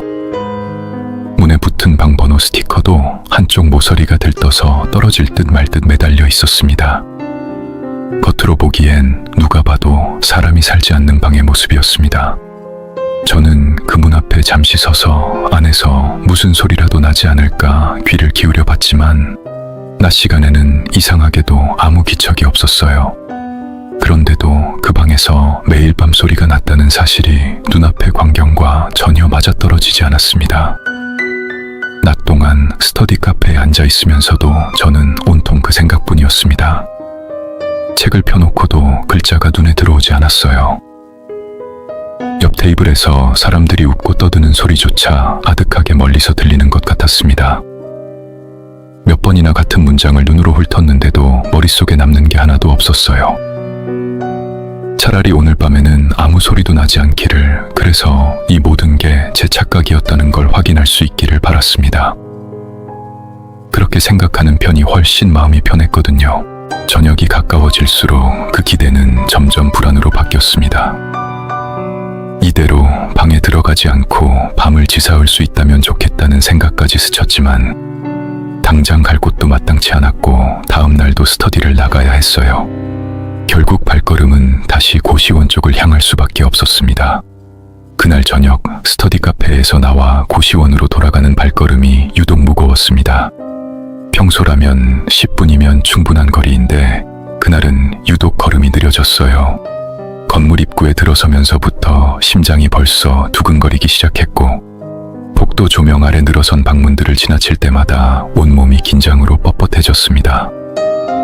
방문 앞에 섰을 때는 손잡이를 잡는 손끝까지 떨려왔어요. 문을 열고 들어가 가방을 내려놓는데 벽 너머에서 거의 동시에 뭔가 내려놓는 소리가 들렸습니다. 저는 그 자리에 얼어붙었습니다. 총무가 분명히 빈방이라고 했는데 어떻게 저 소리가 나는 건지 도무지 이해할 수 없었어요. 한참을 그 자리에 서서 벽을 바라보다가 혹시나 하는 마음에 씻고 와서 침대에 눕는 순서까지 평소와 똑같이 해봤습니다. 그리고 예상대로 벽 너머에서도 정확히 같은 타이밍에 침대 프레임 삐걱거리는 소리가 이어졌어요. 빈방이라는 사실을 알고 나서 듣는 그 소리는 이전과는 비교할 수 없을 만큼 무서웠습니다. 이제는 그게 사람이 아니라는 걸 알아버렸으니까요. 저는 이불 속에서 숨죽인 채 벽 너머에 그 존재가 대체 무엇인지 필사적으로 생각해 봤습니다. 하지만 아무리 생각해도 답이 나오지 않았고 그저 온몸이 떨려올 뿐이었습니다. 누군가에게라도 이 상황을 털어놓고 싶어서 저는 떨리는 손으로 아까 그 스터디 카페 친구에게 문자를 보냈습니다. 옆방이 빈 방인데도 계속 소리가 난다고 무서워서 잠을 못 자겠다고요. 문자를 보내고 나서도 화면에서 눈을 떼지 못한 채 몇 분을 그대로 앉아 있었습니다. 하지만 늦은 시간이라 그런지 답장은 오지 않았습니다. 휴대폰 화면만 몇 번이고 다시 켰다 껐다 하다가 결국 혼자서 이 밤을 버텨야 한다는 사실을 받아들일 수밖에 없었어요. 창밖은 이미 완전히 어두워져 있었고 방 안에 낡은 온풍기 돌아가는 소리만이 유일하게 익숙한 소음이었습니다. 이대로 밤을 보내야 한다는 사실이 그 어느 때보다 두렵게 느껴졌습니다. 그날 밤 저는 도저히 잠들 수 없었습니다. 이불 속에 누워 있었지만 눈은 말똥말똥했고 심장은 쉴 새 없이 뛰었어요. 평소라면 이 시간쯤 몸을 뒤척이며 잠을 청했을 텐데 그날은 그럴 수가 없었습니다. 숨소리조차 조심스러워졌고 이불을 움켜쥔 손에는 계속 땀이 배어났어요. 창밖에서는 이따금 지나가는 차 소리만 희미하게 들려왔고 방 안은 온풍기마저 꺼둔 채라 유난히 고요했습니다. 시계를 확인하니 새벽 2시가 넘어 있었습니다. 평소 같으면 진작 골아떨어졌을 시간이었어요. 저는 뒤척이지 않으려 최대한 몸을 가만히 두려 했지만 긴장으로 굳은 몸은 자꾸만 움찔거렸습니다. 그렇게 얼마나 지났을까 이러다 밤을 꼬박 새우겠다는 생각이 들 무렵이었습니다. 그런데 이상한 건 벽 너머에서도 평소와는 다른 소리가 들리기 시작했다는 점이었습니다. 지금까지는 항상 정해진 하루 일과 그러니까 알람이나 문 닫는 소리, 눕는 타이밍처럼 반복되는 패턴을 따라하는 소리였어요. 그런데 이 밤은 제가 평소와 완전히 다르게 잠도 못 자고 뜬 눈으로 뒤척이는 비정상적인 상태였습니다. 그런데도 벽 너머에서 제 거친 숨소리와 거의 똑같은 숨소리가 들려오기 시작했어요. 저는 순간 숨을 멈췄습니다. 그러자 벽 너머의 숨소리도 뚝 멈췄어요. 저는 다시 숨을 천천히 내쉬었습니다. 벽 너머에서도 똑같이 아주 미세한 시차를 두고 숨소리가 이어졌어요. 저는 몇 번이나 숨을 멈췄다 내쉬기를 반복하며 그 반응을 확인했습니다. 매번 예외 없이 벽 너머에서 정확히 같은 리듬으로 숨소리가 따라왔어요. 이건 정해진 패턴을 재생하는 게 아니었습니다. 지금 이 순간에 저를 그대로 따라하고 있었어요. 저는 이불을 움켜쥔 채 몸을 살짝 뒤척여 봤습니다. 벽 너머에서도 침대 프레임 삐걱거리는 소리가 똑같이 따라왔어요. 저는 다시 한번, 이번엔 조금 더 크게 뒤척였습니다. 벽 너머의 소리도 정확히 그만큼 커졌어요. 저는 그 순간 온몸의 털이 다 곤두서는 걸 느꼈습니다. 이건 녹음된 소리도 우연의 반복도 아니었어요. 지금 실시간으로 벽 너머의 무언가가 저를 지켜보며 그대로 반응하고 있었습니다. 저는 혹시나 하는 마음에 마지막으로 한 가지를 더 시험해봤습니다. 손을 뻗어 머리맡에 물컵을 조심스럽게 들어올렸다가 아주 살짝 소리나게 내려놨어요. 그러자 채 1초도 지나지 않아 벽 너머에서도 똑같이 뭔가를 내려놓는 소리가 났습니다. 지금까지의 그 어떤 순간보다 반응이 빨랐어요. 마치 제 손끝의 움직임까지 미리 알고 있었던 것처럼요. 그 순간 저는 확신했습니다. 이건 저를 따라하는 게 아니라 저와 함께 존재하고 있는 무언가라는 걸요. 그러다 문득 벽 너머에서 아주 낮게 웅얼거리는 소리가 들려왔습니다. 무슨 말인지 알아들을 수는 없었지만 마치 뭔가를 연습하듯 입술을 달싹이는 듯한 소리였어요. 저는 그 소리를 듣는 순간 온몸에 소름이 쫙 끼쳤습니다. 그건 지금까지의 그 어떤 소리보다 사람에 가까운, 그러면서도 사람일 리 없는 소리였어요. 저는 도저히 그 상태로 가만히 있을 수가 없었습니다. 손끝이 덜덜 떨렸지만 이대로 밤새 이 소리를 듣고만 있는 것보다는 차라리 확인해야겠다는 생각이 강하게 밀려왔어요. 그 방이 빈 방이라는 걸 이미 알고 있었으니 이성적으로는 절대 가면 안 된다는 걸 알았습니다. 하지만 동시에 이대로 아무것도 하지 않으면 오늘 밤을 넘기지 못할 것 같다는 조급함도 있었어요. 몇 분을 그렇게 망설이다가 결국 저는 천천히 몸을 일으켰습니다. 방문을 열고 나가는 순간에도 벽 너머에서 제 발소리에 맞춰 움직이는 듯한 기척이 느껴졌어요. 복도는 조용했습니다. 형광등 하나가 희미하게 깜빡이고 있었고 다른 방들은 다 불이 꺼져 있었어요. 발밑에 닿는 낡은 카펫의 감촉이 유독 서늘하게 느껴졌습니다. 저는 옆방 문 앞으로 한 걸음씩 다가갔습니다. 한 걸음, 또 한 걸음. 심장 소리가 귀에서 쿵쿵 울렸어요. 손바닥에는 식은땀이 흥건했고 다리는 후들거렸지만 멈출 수가 없었습니다. 문 앞에 서자 손이 저절로 떨리기 시작했습니다. 저는 손을 들었습니다. 망설였습니다. 머릿속에서는 그만두라는 생각과 이제는 끝을 봐야 한다는 생각이 동시에 부딪혔어요. 하지만 이미 여기까지 온 이상 되돌아간다고 해서 두려움이 사라질 것 같지도 않았습니다. 저는 눈을 질끈 감았다가 다시 떴습니다. 손끝이 문에 닿는 순간에도 심장이 튀어나올 것처럼 뛰었어요. 그리고 결국 문을 두드렸습니다. 똑똑. 몇 초간 아무 소리도 나지 않았습니다. 복도의 정적이 오히려 더 크게 느껴졌어요. 저는 혹시 잘못 들은 건 아닐까, 이 방이 정말 빈 방이라 아무도 대답하지 않는 게 정상 아닐까 하는 생각이 스쳤습니다. 차라리 그렇게 끝나기를 그 순간 저는 진심으로 바랐어요. 저는 숨을 참은 차에 문에 귀를 가까이 댔습니다. 그리고 문 너머에서 목소리가 들렸습니다. 누구세요? 그 목소리는 분명히 제 목소리였습니다. 억양도, 톤도, 심지어 말끝을 흐리는 습관까지 완전히 똑같았어요. 마치 거울 앞에서 스스로 말하는 걸 녹음해서 그대로 재생한 것 같았습니다. 저는 그 자리에서 완전히 얼어붙었습니다. 다리에 힘이 풀렸고 숨을 쉬는 것조차 잊었어요. 문고리를 잡을 생각도 도망칠 생각도 하지 못한 채 그저 그 자리에 못 박힌 듯 서 있었습니다. 머릿속이 새하얘지면서 온갖 생각이 한꺼번에 밀려왔습니다. 지금까지 벽 너머에서 들었던 모든 소리가 사실은 저를 흉내내는 수준을 넘어서 저 자체가 되어가고 있었던 건 아닐까 하는 생각이 스쳤어요. 그 생각에 미치자 등줄기를 타고 소름이 쫙 끼쳤습니다.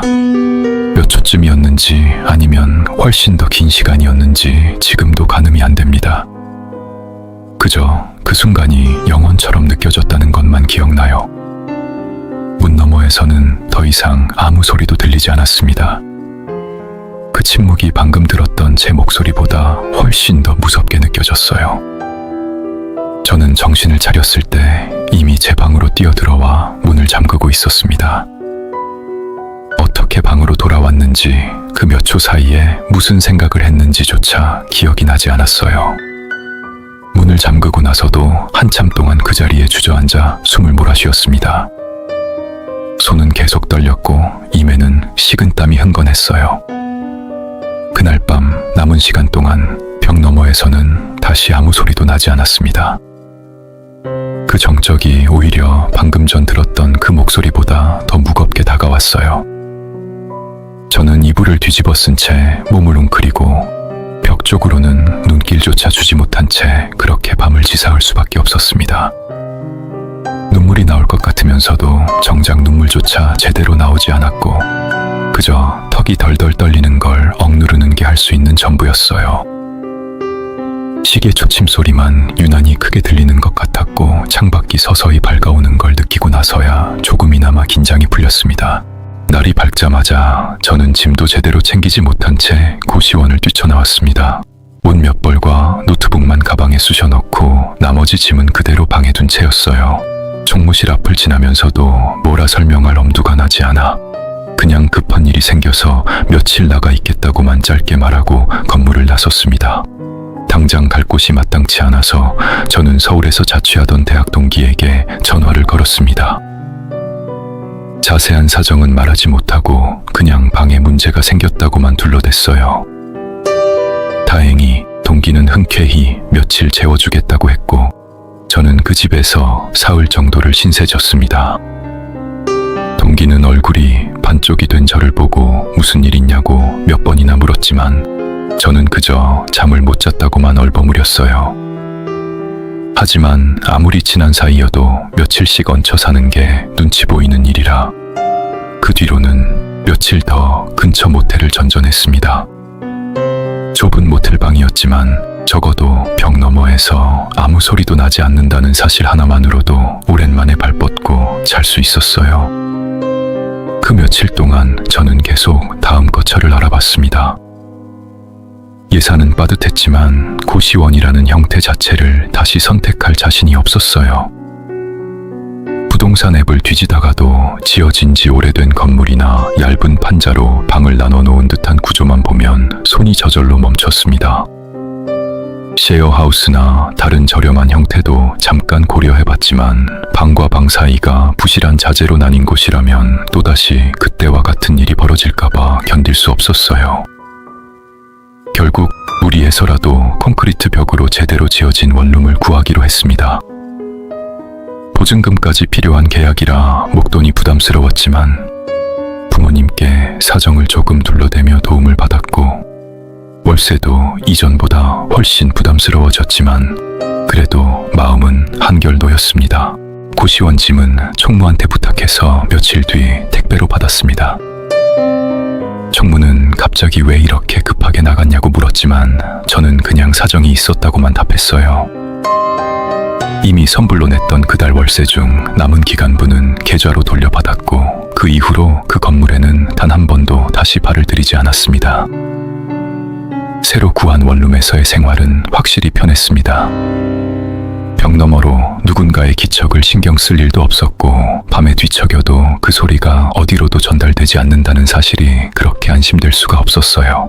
하지만 그 뒤로도 한동안 밤의 사소한 소리만 나도 쏘스라치게 놀라는 버릇이 남았습니다. 옆집에서 문 닫는 소리, 위층에서 걷는 소리 같은 지극히 평범한 생활 소음에도 온몸이 굳어버리곤 했어요. 친구들은 예민해졌다며 놀리곤 했지만 저는 그때마다 그냥 웃어넘길 뿐 진짜 이유는 말하지 않았습니다. 시간이 흐르면서 저는 가끔 그날 밤을 곱씹으며 나름의 추측을 해보곤 했습니다.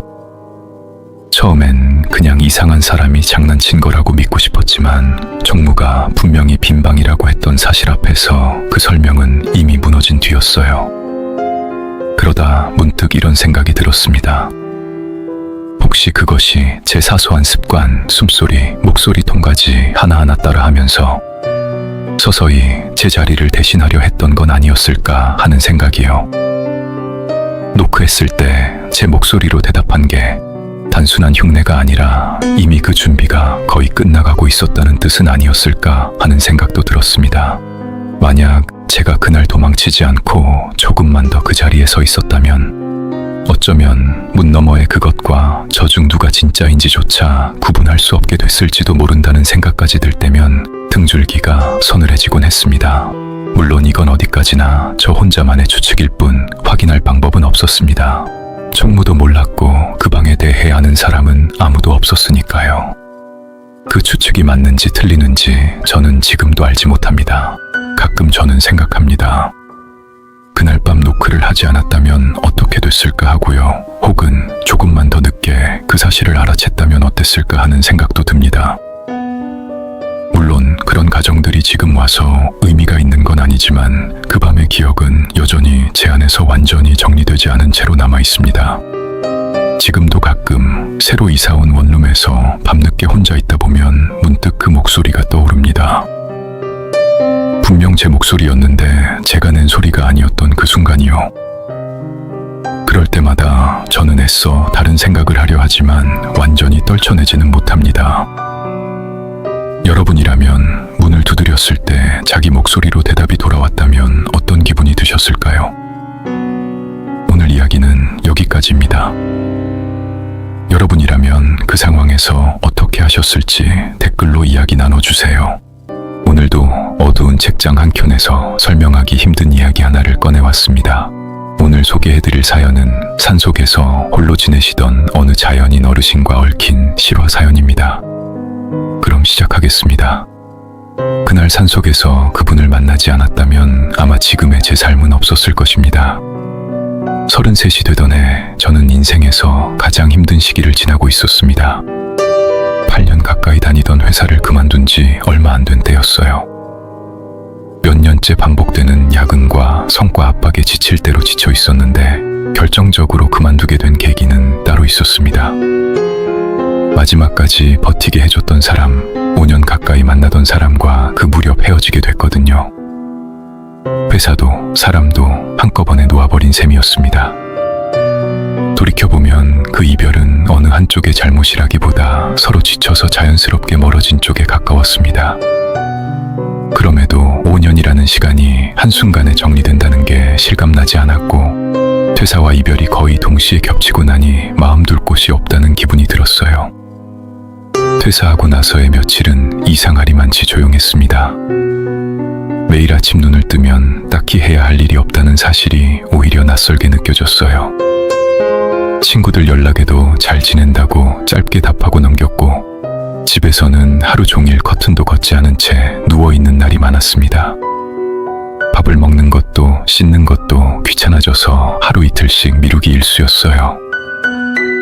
그렇게 며칠을 보내다 보니 저 자신이 점점 어딘가로 가라앉는 듯한 기분이 들었습니다.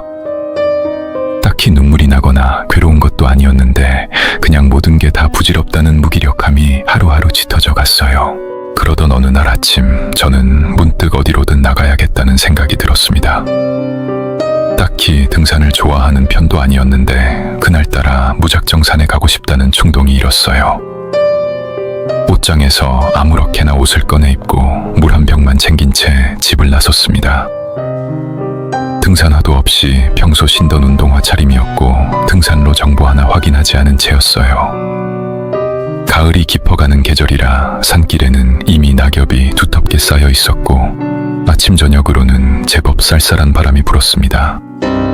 산 입구에 도착했을 때는 이미 오후가 다 되어 있었습니다. 사람들이 흔히 오르내리는 초입 코스를 벗어나 저는 어쩐지 사람 없는 쪽으로만 자꾸 걸음을 옮겼어요. 등산객 몇몇이 반대편에서 내려오며 인사를 건넸지만 저는 그저 고개만 까딱하고 지나쳤습니다. 사람들과 눈을 마주치는 것조차 그날은 버거웠거든요. 그때 제 마음이 정확히 어땠는지는 지금도 온전히 설명하기 어렵습니다. 다만 이대로 산을 내려가고 싶지 않다는 생각이 그날따라 유독 짙게 마음 한쪽에 자리하고 있었다는 것만은 기억납니다. 해가 조금씩 기울기 시작하는데도 저는 발걸음을 돌릴 생각을 하지 않았습니다. 나무가 우거진 길을 따라 정처 없이 걸었고 발밑에 낙엽 밟히는 소리만이 유일하게 제 존재를 알려주는 것 같았어요. 등산로를 벗어난 지도 이미 한참이었고 주변은 점점 인적이 드문 숲으로 바뀌어갔습니다. 나뭇가지 사이로 비쳐드는 햇살이 점점 붉은 빛으로 물들어가는 걸 보면서도 저는 이상하게 발걸음을 재촉할 생각이 들지 않았습니다. 오히려 그 붉은 노을빛이 오늘따라 유난히 서글프게 느껴졌어요. 그렇게 얼마나 걸었을까 발밑에 돌부리를 미처 보지 못하고 발을 헛디디고 말았습니다.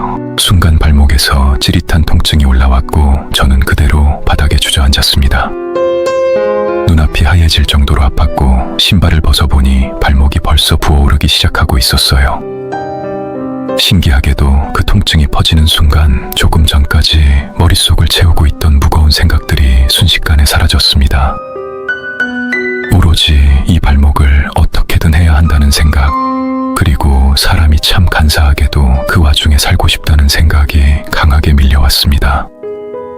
저는 그 순간 깨달았습니다. 여기서 이대로 있으면 정말 위험해질 수도 있다는 것을요. 저는 어떻게든 몸을 일으켜 걸어보려 했지만 발목에 힘을 주자마자 다시 주저앉을 수밖에 없었습니다. 해는 이미 나무들 사이로 붉게 걸려 있었고 곧 어두워질 거라는 사실이 그제야 두렵게 느껴졌어요. 조금 전까지 마음 한쪽에 있던 무거운 생각들은 온데간데 없이 사라지고 이제는 오로지 살아서 여기를 벗어나야 한다는 생각뿐이었습니다. 저는 절뚝거리며 조금씩이라도 앞으로 나아가 보기로 했습니다. 아픈 다리를 나뭇가지에 의지한 채 한 걸음 한 걸음 힘겹게 옮겼어요. 숲은 점점 어두워지고 있었고 이따금 들려오는 새 울음소리와 바람에 나뭇잎 스치는 소리만이 정막을 채웠습니다. 그렇게 얼마쯤 헤맸을까? 저 멀리 나무들 사이로 희미한 불빛이 보였습니다. 저는 반가운 마음에 있는 힘을 다해 그쪽으로 향했어요. 가까이 다가가 보니 낡은 나무 오두막 한 채가 있었고 굴뚝에서는 저녁밥을 짓는 듯한 연기가 피어오르고 있었습니다. 문을 두드리자 안에서 인기척이 나더니 곧 한 노인이 문을 열어줬습니다. 머리는 희끗희끗했고 얼굴에는 산에서 지낸 세월이 고스란히 새겨진 듯 깊은 주름이 있었지만 눈빛만큼은 무척 순박했습니다. 몸에 걸친 옷은 낡았지만 깨끗하게 손질되어 있었고 손은 오랜 세월 산일을 해온 사람답게 거칠고 두꺼웠어요. 제 몰골을 보더니 놀란 기색도 없이 일단 들어오라며 문을 활짝 열어주셨어요. 저는 그렇게 아저씨의 오두막에 발을 들이게 됐습니다. 방 안은 작았지만 아늑했습니다. 장작 난로에서 은은한 온기가 퍼졌고 벽 한쪽에는 말린 나물과 약초들이 가지런히 걸려 있었어요. 아저씨는 제 발목을 살펴보시더니 일단 오늘은 여기서 밤을 지내고 가라고 하셨습니다. 그러고는 아무 말 없이 부엌으로 가서 저녁을 준비하기 시작하셨어요. 그날 저녁상은 소박했지만 따뜻했습니다. 산에서 캐신 나물 몇 가지와 된장국 그리고 밥 한 그릇이 전부였는데 그게 그렇게 든든하게 느껴질 수가 없었어요. 아저씨는 말수가 많은 편은 아니었지만 제가 밥을 먹는 모습을 보면서 가끔 더 먹으라며 반찬을 밀어주셨습니다. 저는 그날 오랜만에 밥 한 그릇을 깨끗이 비웠습니다. 며칠간 제대로 끼니를 챙기지 않았던 걸 생각하면 그 소박한 밥 한 끼가 몸속 깊은 곳까지 온기를 채워주는 것 같았어요. 식사를 마친 뒤 아저씨는 한쪽 구석에 있던 낡은 이불을 꺼내 제게 내주셨습니다. 장작난로 앞자리를 제게 양보하고 당신은 조금 떨어진 곳에 자리를 잡으셨어요. 저는 그날 밤 낯선 곳인데도 이상하리만치 편안하게 잠들 수 있었습니다. 며칠 만에 처음으로 깨지 않고 푹 잔 밤이었어요. 다음 날 아침 아저씨는 산에서 캐온 듯한 뿌리 하나를 지시겨 제 발목에 붙여주셨습니다. 알싸한 냄새가 나는 그 약초는 붙이고 얼마 지나지 않아 화끈한 느낌이 들더니 신기하게도 부기가 조금씩 가라앉는 게 느껴졌어요. 아저씨는 하루에 2번씩 약초를 갈아 붙여주셨고 그때마다 발목 상태를 꼼꼼히 살펴보셨습니다. 이런 약초를 오랫동안 캐고 다루며 살아오신 분다웠습니다. 정확한 이름은 알려주지 않으셨지만 손끝의 능숙함만으로도 얼마나 오랜 세월 이 일을 해오셨는지 짐작할 수 있었어요. 그날부터 저는 며칠 더 그 오두막에 머물게 됐습니다. 발목이 완전히 낫기 전까지는 산길을 내려갈 엄두가 나지 않았고 아저씨도 서두르지 말고 천천히 회복하고 가라며 편하게 대해주셨어요.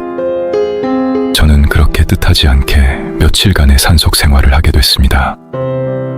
낮 동안에는 딱히 할 일이 없어서 저는 아저씨가 산에서 캐온 나물이나 약초 손질하는 걸 옆에서 거들었습니다.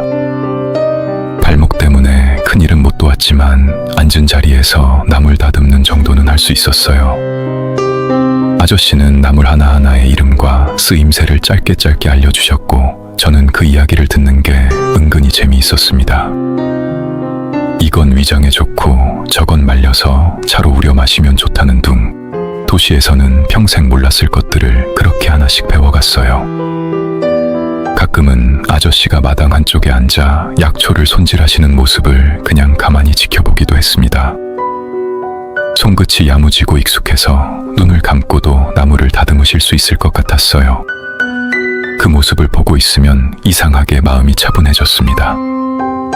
도시에서는 느껴본 적 없는 종류의 평온함이었어요. 저녁이 되면 늘 소박한 밥상을 함께 했습니다. 아저씨는 제가 어쩌다 이 산에 오게 됐는지 굳이 캐묻지 않으셨어요. 그냥 이따금 산다는 게 다 그런 거라며 짧은 말 몇 마디만 건네실 뿐이었습니다. 저는 그 무심한 듯한 배려가 오히려 편했습니다. 누군가 제 사정을 꼬치꼬치 물었다면 오히려 마음이 더 무거워졌을 텐데 아저씨는 그저 옆에서 묵묵히 밥 한 끼를 함께 나눠주셨어요. 하루는 제가 먼저 조심스럽게 여쭤봤습니다. 이렇게 혼자 산에서 지내신 지 얼마나 되셨냐고요? 아저씨는 잠깐 뜸을 들이시더니 도시 생활이 몸에 안 맞아서 산으로 들어온 지 20년이 넘었다고 짧게 답하셨습니다. 가족 얘기는 따로 묻지 않았고 아저씨도 굳이 먼저 꺼내지 않으셨어요. 저는 그저 고개를 끄덕이며 사람마다 각자의 사정이 있는 거겠거니 생각했습니다. 며칠이 지나면서 발목의 부기도 눈에 띄게 가라앉았습니다. 이제 조금씩 걸어도 될 정도가 됐어요. 마지막 날 밤 저는 아저씨와 평상에 앉아 두런두런 이야기를 나눴습니다. 하늘에는 별이 유난히 총총했고 산속의 밤 공기는 서늘하면서도 맑았어요. 아저씨는 산에서 지낸 세월이 벌써 20년이 넘었다고 무심하게 지나가는 말로 얘기하셨어요. 저는 그날 밤 처음으로 제 사정을 조금 털어놓았습니다. 회사를 그만둔 것, 오래 만나던 사람과 헤어진 것, 그리고 그날 산에 오르던 제 마음이 사실 그리 온전하지 않았다는 것까지요. 아저씨는 별다른 말 없이 그저 고개를 끄덕이며 들어주셨습니다. 그러다 문득 이런 말씀을 하셨습니다. 사람이 살다 보면 다 내려놓고 싶을 때가 있어. 근데 그럴 때일수록 그냥 하루만 더 살아보자 하고 버티면 되는 거더라고. 저는 그 말이 그냥 지나가는 위로처럼 들렸지만 이상하게 마음 깊숙한 곳까지 와닿았습니다. 아저씨는 이어서 이런 말씀도 하셨습니다. 여기 살다 보면 오늘 하루 무사히 넘긴 것만으로도 감사한 날이 많아. 별거 아닌 것 같아도 그게 다 사는 거야. 저는 그 말을 들으며 왠지 모르게 눈시울이 뜨거워지는 걸 느꼈습니다. 오랜만에 누군가의 말이 이렇게까지 마음에 남은 적이 없었거든요. 다음 날 아침 저는 아저씨께 몇 번이나 감사 인사를 드리고 산을 내려갈 채비를 했습니다. 아저씨는 마을까지 내려가는 길을 자세히 알려주셨고 조심히 내려가라며 배웅해 주셨어요. 떠나기 전 저는 며칠간 신세진 게 너무 죄송해서 나중에 꼭 다시 찾아뵙겠다고 말씀드렸습니다. 아저씨는 그 말에 별다른 대꾸 없이 그저 옅게 웃으셨어요. 그 미소가 지금도 이상하리만치 또렷하게 기억납니다. 저는 뒤를 몇 번이나 돌아보며 인사를 드렸고 아저씨는 그 자리에서 손을 흔들어 주셨습니다. 오두막이 나무 사이로 점점 작아지다가 마침내 보이지 않게 될 때까지 저는 몇 번이나 뒤돌아봤어요. 그렇게 저는 며칠 만에 산을 내려왔습니다. 발목은 완전히 낫지는 않았지만 지팡이 삼은 나뭇가지 하나에 의지해 천천히 걸을 수 있을 정도는 됐습니다.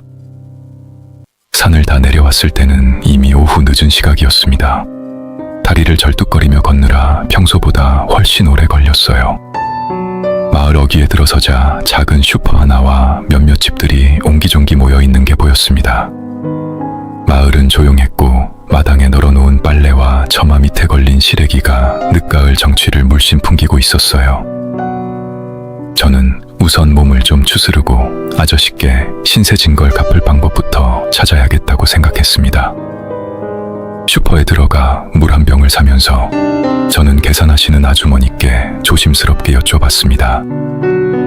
이 근처 산속에 사시는 자연인 아저씨를 아시냐고, 며칠 신세를 져서 감사 인사를 드리고 싶다고요. 아주머니는 제 말을 듣더니 순간 표정이 묘하게 굳으셨습니다. 그 양반이요? 어디서 만나셨는데요? 저는 산에서 발목을 다쳤는데 그분 오두막에서 며칠 신세를 졌다고 설명했습니다. 아주머니는 잠시 저를 위아래로 훑어보시더니 이렇게 말씀하셨습니다. 그 양반 돌아가신 지 좀 됐는데. 저는 순간 무슨 말인지 이해가 되지 않아 되물었습니다. 네? 그럴 리가요. 저 며칠 전에 그 집에서 밥도 얻어먹고 그랬는데요. 아주머니는 고개를 저으며 다시 한번 확인해 주셨습니다. 아니에요, 손님. 그 양반 돌아가신 지 벌써 2해가 다 되어가요. 여기 마을 사람들 다 아는 얘기예요.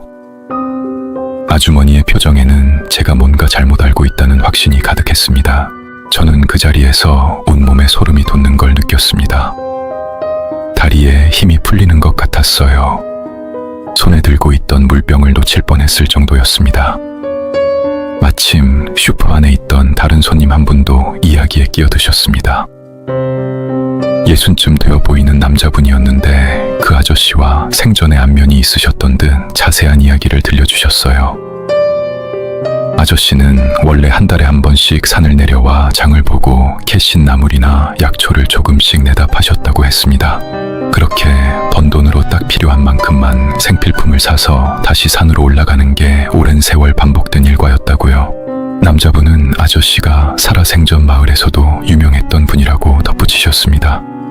캐온 약초나 나무를 팔기보다는 그냥 필요한 사람들에게 나눠주는 일이 더 많았다고, 정작 본인 생필품 살 돈은 늘 최소한만 챙기셨다고 했어요.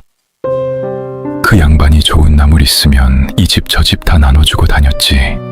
정작 본인은 뭘 챙기는 법이 없었어. 남자분은 그렇게 회상하듯 말씀하셨습니다. 그런데 어느 달인가부터 아저씨가 내려오지 않으셨답니다. 처음엔 다들 몸이 좀 안 좋으신가 보다, 이번 달은 그냥 건너뛰시나 보다 하고 대수롭지 않게 여겼는데 2달 가까이 소식이 없자 평소 안면이 있던 이장님이 걱정이 되어 직접 산을 올라가 보셨다고 했습니다. 그렇게 올라가서 발견한 건 이미 오두막 안에서 조용히 숨을 거두신 아저씨였다고 했습니다. 지병을 앓고 계셨던 것 같은데 산속이라 전화도 없고 도와줄 사람도 없어서 그대로 홀로 돌아가신 거라고요.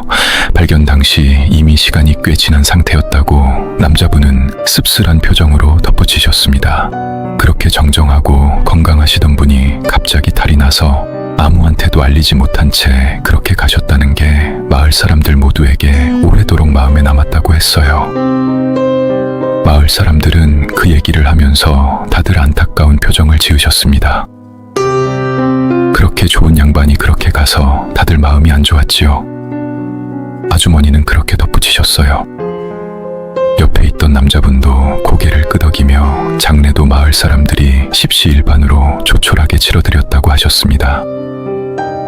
딱히 찾아올 가족도 없으셨던 모양이라고요. 저는 그 이야기를 들으면서도 도무지 믿기지 않았습니다. 제가 며칠 동안 함께 밥을 먹고 이야기를 나누고 손을 흔들며 배움까지 받았던 그 순간들이 전부 생생하게 남아 있었으니까요.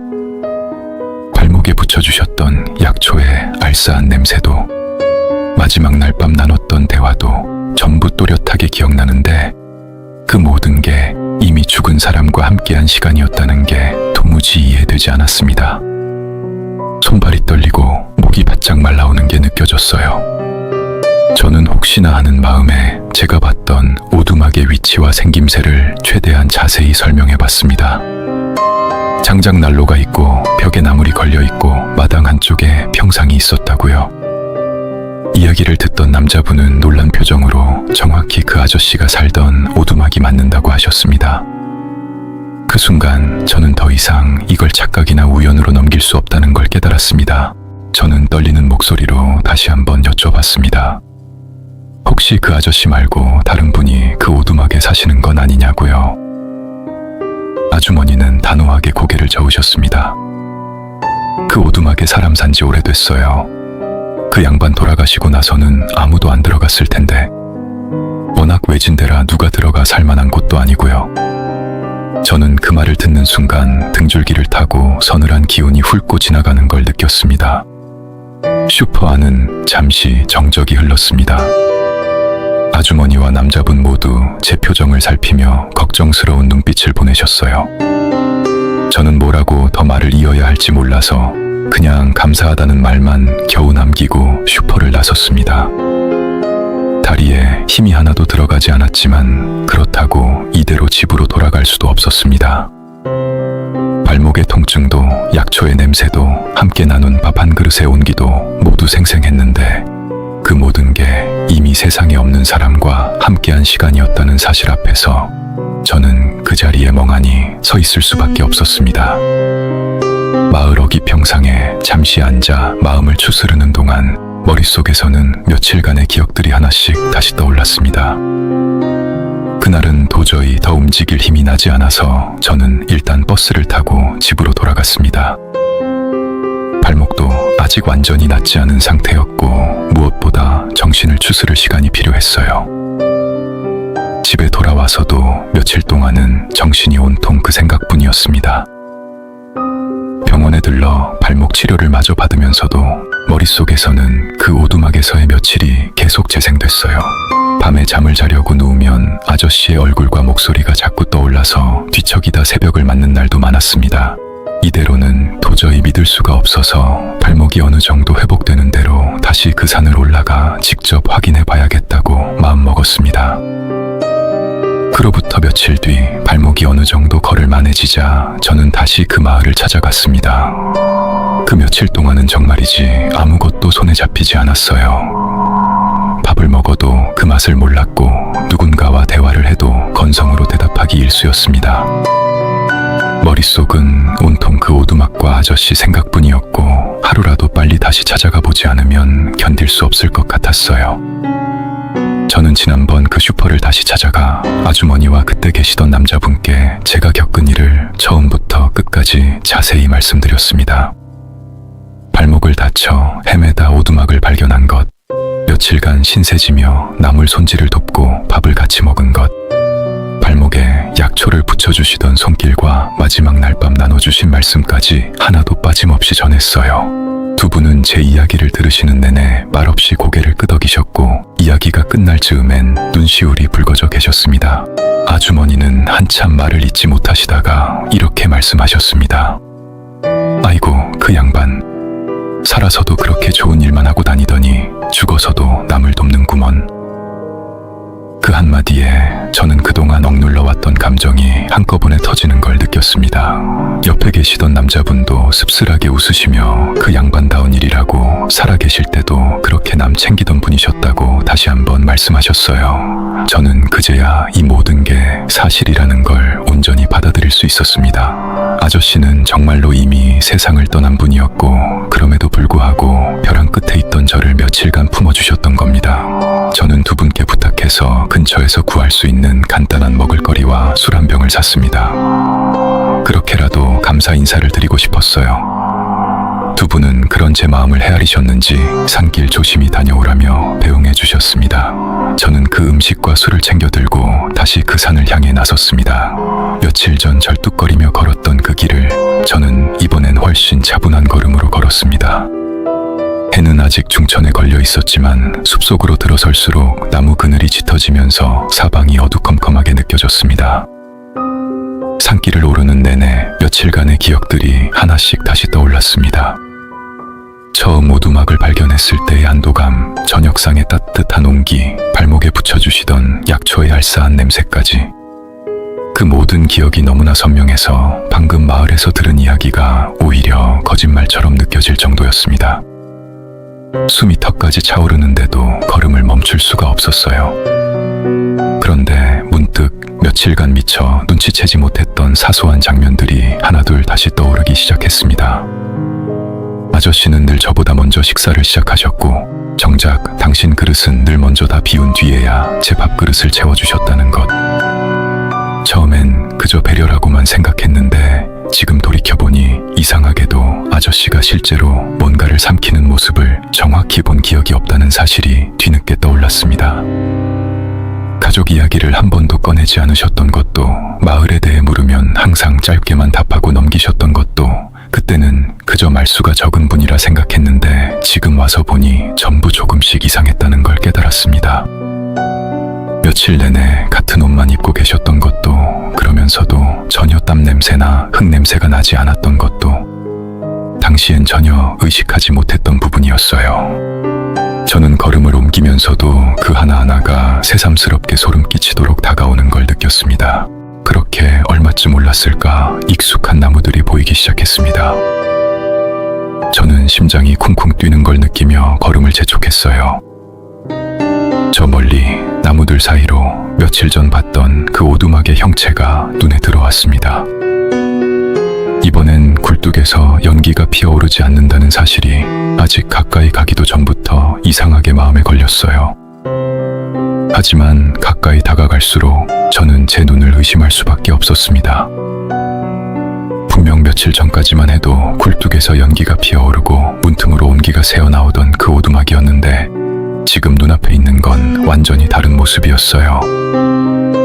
지붕은 반쯤 내려앉아 있었고 벽에는 담쟁이 덩굴이 두껍게 뒤덮여 있었어요. 문은 아예 떨어져 나간 채 벽에 비스듬히 기대어 있었고 그 틈으로 보이는 방 안은 먼지와 낙엽으로 가득했습니다. 저는 떨리는 걸음으로 마당에 들어섰습니다. 며칠 전 아저씨와 두런두런 이야기를 나눴던 병상은 이미 썩어서 반쯤 주저앉아 있었고 그 위로 마른 나뭇잎이 수북이 쌓여 있었습니다. 벽에 걸려있던 말린 나물과 약초도 흔적조차 남아있지 않았어요. 마당 한쪽에 있던 작은 장독대도 이끼로 뒤덮여 원래 형체를 알아보기 힘들 정도였습니다. 오두막 전체가 적어도 몇 년은 방치된 듯한 모습이었어요. 저는 조심스럽게 안으로 들어가 봤습니다. 장작 난로가 있던 자리에는 녹슨 철제 잔해만 남아 있었고 제가 덮고 잤던 이불 같은 건 어디에도 보이지 않았습니다. 방 안 가득했던 나물 냄새 대신 이제는 눅눅한 곰팡이 냄새만이 코를 찔렀어요. 바닥에는 낙엽과 흙먼지가 두껍게 쌓여 있었고 발자국을 옮길 때마다 먼지가 뿌옇게 일었습니다. 벽 한쪽에는 오래전에 떨어진 듯한 나무 판자가 아무렇게나 널브러져 있었어요. 이곳이 정말 며칠 전 제가 머물렀던 그 방이 맞는지 저는 몇 번이나 주변을 둘러보며 확인해야 했어요. 온몸에 소름이 돋았습니다. 다리에 힘이 풀려 그 자리에 주저앉을 뻔했어요. 분명히 제 두 눈으로 봤고 제 손으로 만졌고 제 코로 냄새 맡았던 그 며칠이었는데 지금 이 폐허 앞에서는 그 모든 게 거짓말처럼 느껴졌습니다. 하지만 동시에 그 기억들이 거짓이 아니라는 것도 온몸으로 느낄 수 있었습니다. 발목에 남은 약초 자국, 며칠간 든든했던 그 온기, 그 모든 감각이 여전히 생생했으니까요. 저는 결국 그 자리에 털썩 주저앉고 말았습니다. 목이 메어오면서 눈물이 왈칵 쏟아졌어요. 무섭다는 감정보다 뭐라 설명하기 힘든 복잡한 감정이 가슴 밑바닥에서부터 올라왔어요. 고맙고 미안하고 그리고 이루 말할 수 없이 죄송한 마음이 한꺼번에 밀려왔어요. 저는 한참을 그렇게 주저앉은 채 어깨를 들썩였습니다. 저는 한참을 그 폐허 앞에 멍하니 서 있었습니다. 마을 사람들의 말과 제 기억, 그 두 가지 진실 사이에서 어느 쪽도 부정할 수가 없었어요. 이 오두막이 이렇게 폐허가 되기까지 걸렸을 세월을 생각하면 제가 함께 보낸 그 며칠이 결코 평범한 시간이 아니었다는 걸 인정할 수밖에 없었습니다. 바람이 불어와 담쟁이 덩굴 사이로 스산한 소리를 냈어요. 저는 그 소리를 들으며 문득 마지막 날 밤 아저씨가 하셨던 말씀이 다시 떠올랐습니다. 그냥 하루만 더 살아보자 하고 버티면 되는 거더라고. 그 말이 그저 지나가는 위로가 아니었다는 걸 저는 그제야 온몸으로 실감했습니다. 아저씨는 어쩌면 제가 산에서 그런 마음을 품고 있었다는 걸 처음부터 알고 계셨는지도 모릅니다. 저는 폐허가 된 방 안을 한참 더 둘러봤습니다. 혹시나 아저씨의 흔적이 조금이라도 남아있을까 싶어서였어요. 방 한쪽 구석 무너진 선반잔해 사이에서 저는 작은 나무 그릇 하나를 발견했습니다. 오랜 세월 비바람을 맞아 색이 다 바래고 갈라져 있었지만 어딘가 낯이 익은 모양이었어요.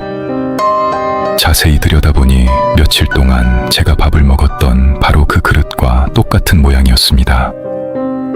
저는 그 그릇을 조심스럽게 들어 손에 쥐어봤습니다. 차갑고 거친 감촉이었지만 그 순간만큼은 며칠 전 따뜻한 밥을 담아주시던 손길이 겹쳐 떠올랐어요.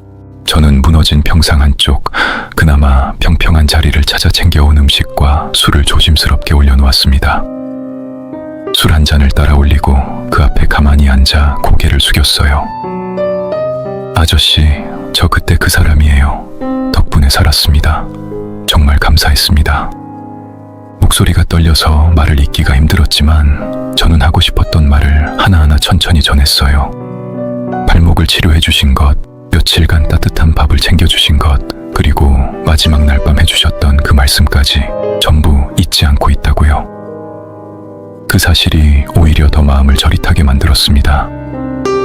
마치 그 며칠이 오직 저 한 사람만을 위해 잠시 존재했다가 제가 무사히 산을 내려가고 나서는 다시 원래의 시간으로 돌아간 것 같았습니다.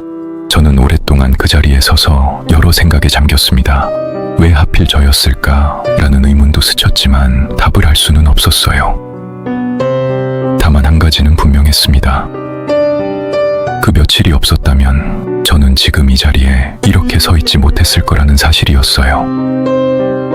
발을 헛디뎌 다치지 않았다면, 그래서 그 오두막을 만나지 못했다면 그날 제 마음이 어느 방향으로 흘러갔을지는 아무도 알 수 없었습니다. 해가 서서히 기울기 시작하는 걸 보고서야 저는 그 나무 그릇을 품에 안고 무거운 발걸음을 돌려 다시 산을 내려가기 시작했습니다.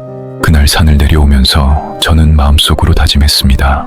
이번 생을 그냥 흘려보내지 않겠다고, 저를 살려주신 그 마음에 부끄럽지 않게 살아보겠다고요. 그 다짐은 그날 하루 만의 결심으로 끝나지 않았습니다. 집으로 돌아온 뒤 저는 정말 오랜만에 뭔가를 제대로 해보고 싶다는 의욕이 생겼습니다. 예전부터 막연히 생각만 하고 미뤄왔던 작은 사업 아이템이 하나 있었는데 그걸 본격적으로 준비해보기로 했어요. 퇴직금과 얼마 안 되는 모아둔 돈을 탈탈 털어 작은 가게 하나를 얻었고 그날부터는 정말 하루하루가 전쟁 같았습니다. 처음엔 자본도 부족하고 아는 것도 없어서 시행착오가 많았습니다. 몇 달 동안은 밤낮 없이 일하며 발품을 팔았고 실패할 뻔한 고비도 여러 번 있었어요. 손님이 하나도 없어서 하루 종일 텅 빈 가게를 지키던 날도 있었고 자금이 바닥나서 정말 다 접어야 하나 싶었던 순간도 있었습니다. 그럴 때마다 저는 산속에서 들었던 그 말을 떠올렸습니다. 그냥 하루만 더 버텨보자고요. 신기하게도 그 말을 되뇌일 때마다 정말로 조금씩 다시 힘이 났습니다. 그렇게 몇 년을 정신없이 달려온 끝에 지금은 작은 가게 하나로 시작했던 사업이 여러 지점을 둔 규모로 자리를 잡았습니다. 예전의 저를 생각하면 상상도 못했을 변화였어요. 그 과정에서 좋은 사람도 만나서 몇 해 전에는 결혼도 하게 됐습니다. 아내는 제 가게 단골 손님으로 처음 만났는데 그때만 해도 이렇게까지 인연이 이어질 줄은 몰랐습니다. 지금은 아내와 함께 소소하지만 단단한 하루하루를 보내고 있어요. 저는 지금도 해마다 그 시기가 되면, 그러니까 처음 그 산을 오르고 아저씨를 만났던 그 즈음이 되면 간단한 음식과 술을 챙겨 그 산을 찾아갑니다. 폐허가 된 오두막은 세월이 흐르면서 조금씩 더 허물어졌지만 저는 그 자리를 깨끗이 정리하고 음식을 올려드립니다. 무너진 지붕 잔해를 한쪽으로 치우고 마당에 자란 잡초도 조금씩 뽑아드리곤 해요. 완전히 복원할 수는 없지만 적어도 찾아뵐 때만큼은 조금 더 깔끔한 모습으로 인사드리고 싶은 마음입니다. 그리고 지난 한 해 있었던 일들을 마치 안부를 전하듯 조곤조곤 말씀드리고 내려옵니다. 사업이 잘 풀렸다는 것도, 좋은 사람을 만나 결혼했다는 것도 전부 그 자리에서 먼저 알려드렸어요. 힘든 일이 있었던 해에는 그 얘기도 솔직하게 털어놓습니다. 마치 아저씨가 여전히 그 자리에서 제 이야기를 들어주고 계신 것처럼요. 마을 사람들도 이제는 제 사정을 다 아셔서 갈 때마다 반갑게 맞아주십니다. 아주머니는 가끔 이런 말씀을 하십니다. 그 양반이 참 사람 보는 눈이 있었나 봐요. 이렇게 잘 풀리는 걸 보면. 저는 그 말에 그저 웃으며 고개를 끄덕입니다. 정말 그런 건지 아니면 그저 우연이었는지는 저도 알 수 없지만 적어도 한 가지는 분명합니다. 그날 그 오두막에서 며칠을 보내지 않았다면 지금의 저는 없었을 거라는 사실이요. 가끔 아내에게도 이 이야기를 들려줍니다. 아내는 처음엔 반신반의하다가도 매년 함께 그 산에 오르면서 이제는 저만큼이나 그 자리를 소중하게 여겨줍니다. 처음 아내를 데리고 그 폐허를 찾았을 때 아내는 아무 말 없이 제 손을 꼭 잡아주었습니다. 그 이후로는 매년 함께 음식을 준비하고 같이 산을 오르는 게 저희 부부만의 조용한 연례 행사가 됐습니다. 언젠가 아이가 생긴다면 저는 그 아이에게도 이 이야기를 들려줄 생각입니다. 살다가 아무리 힘든 순간이 와도 그 하루만 버텨내면 또 다른 길이 열릴 수 있다는 걸요. 돌이켜보면 그날 산에서 발을 헛디딘 게 오히려 제게는 가장 큰 행운이었습니다. 그 통증이 아니었다면 저는 아마 그 순간의 어두운 생각에서 헤어나지 못했을지도 모릅니다. 지금도 문득 그날의 저녁상 아저씨의 손길 마지막 밤에 그 말씀이 떠오르면 마음이 뭉클해집니다. 여러분이라면 자신을 구해준 존재가 이미 세상에 없는 사람이었다는 걸 알게 됐을 때 어떤 마음이 드셨을까요? 오늘 이야기는 여기까지입니다. 여러분이라면 그 상황에서 어떻게 하셨을지 댓글로 이야기 나눠주세요. 그리고 설명하기 어려운 미스터리한 경험이 있으시다면 꼭 제보해주세요. 여러분의 이야기가 다음 검은 서재의 금서가 될 수 있습니다. 그럼 다음 이야기에서 다시 만나겠습니다.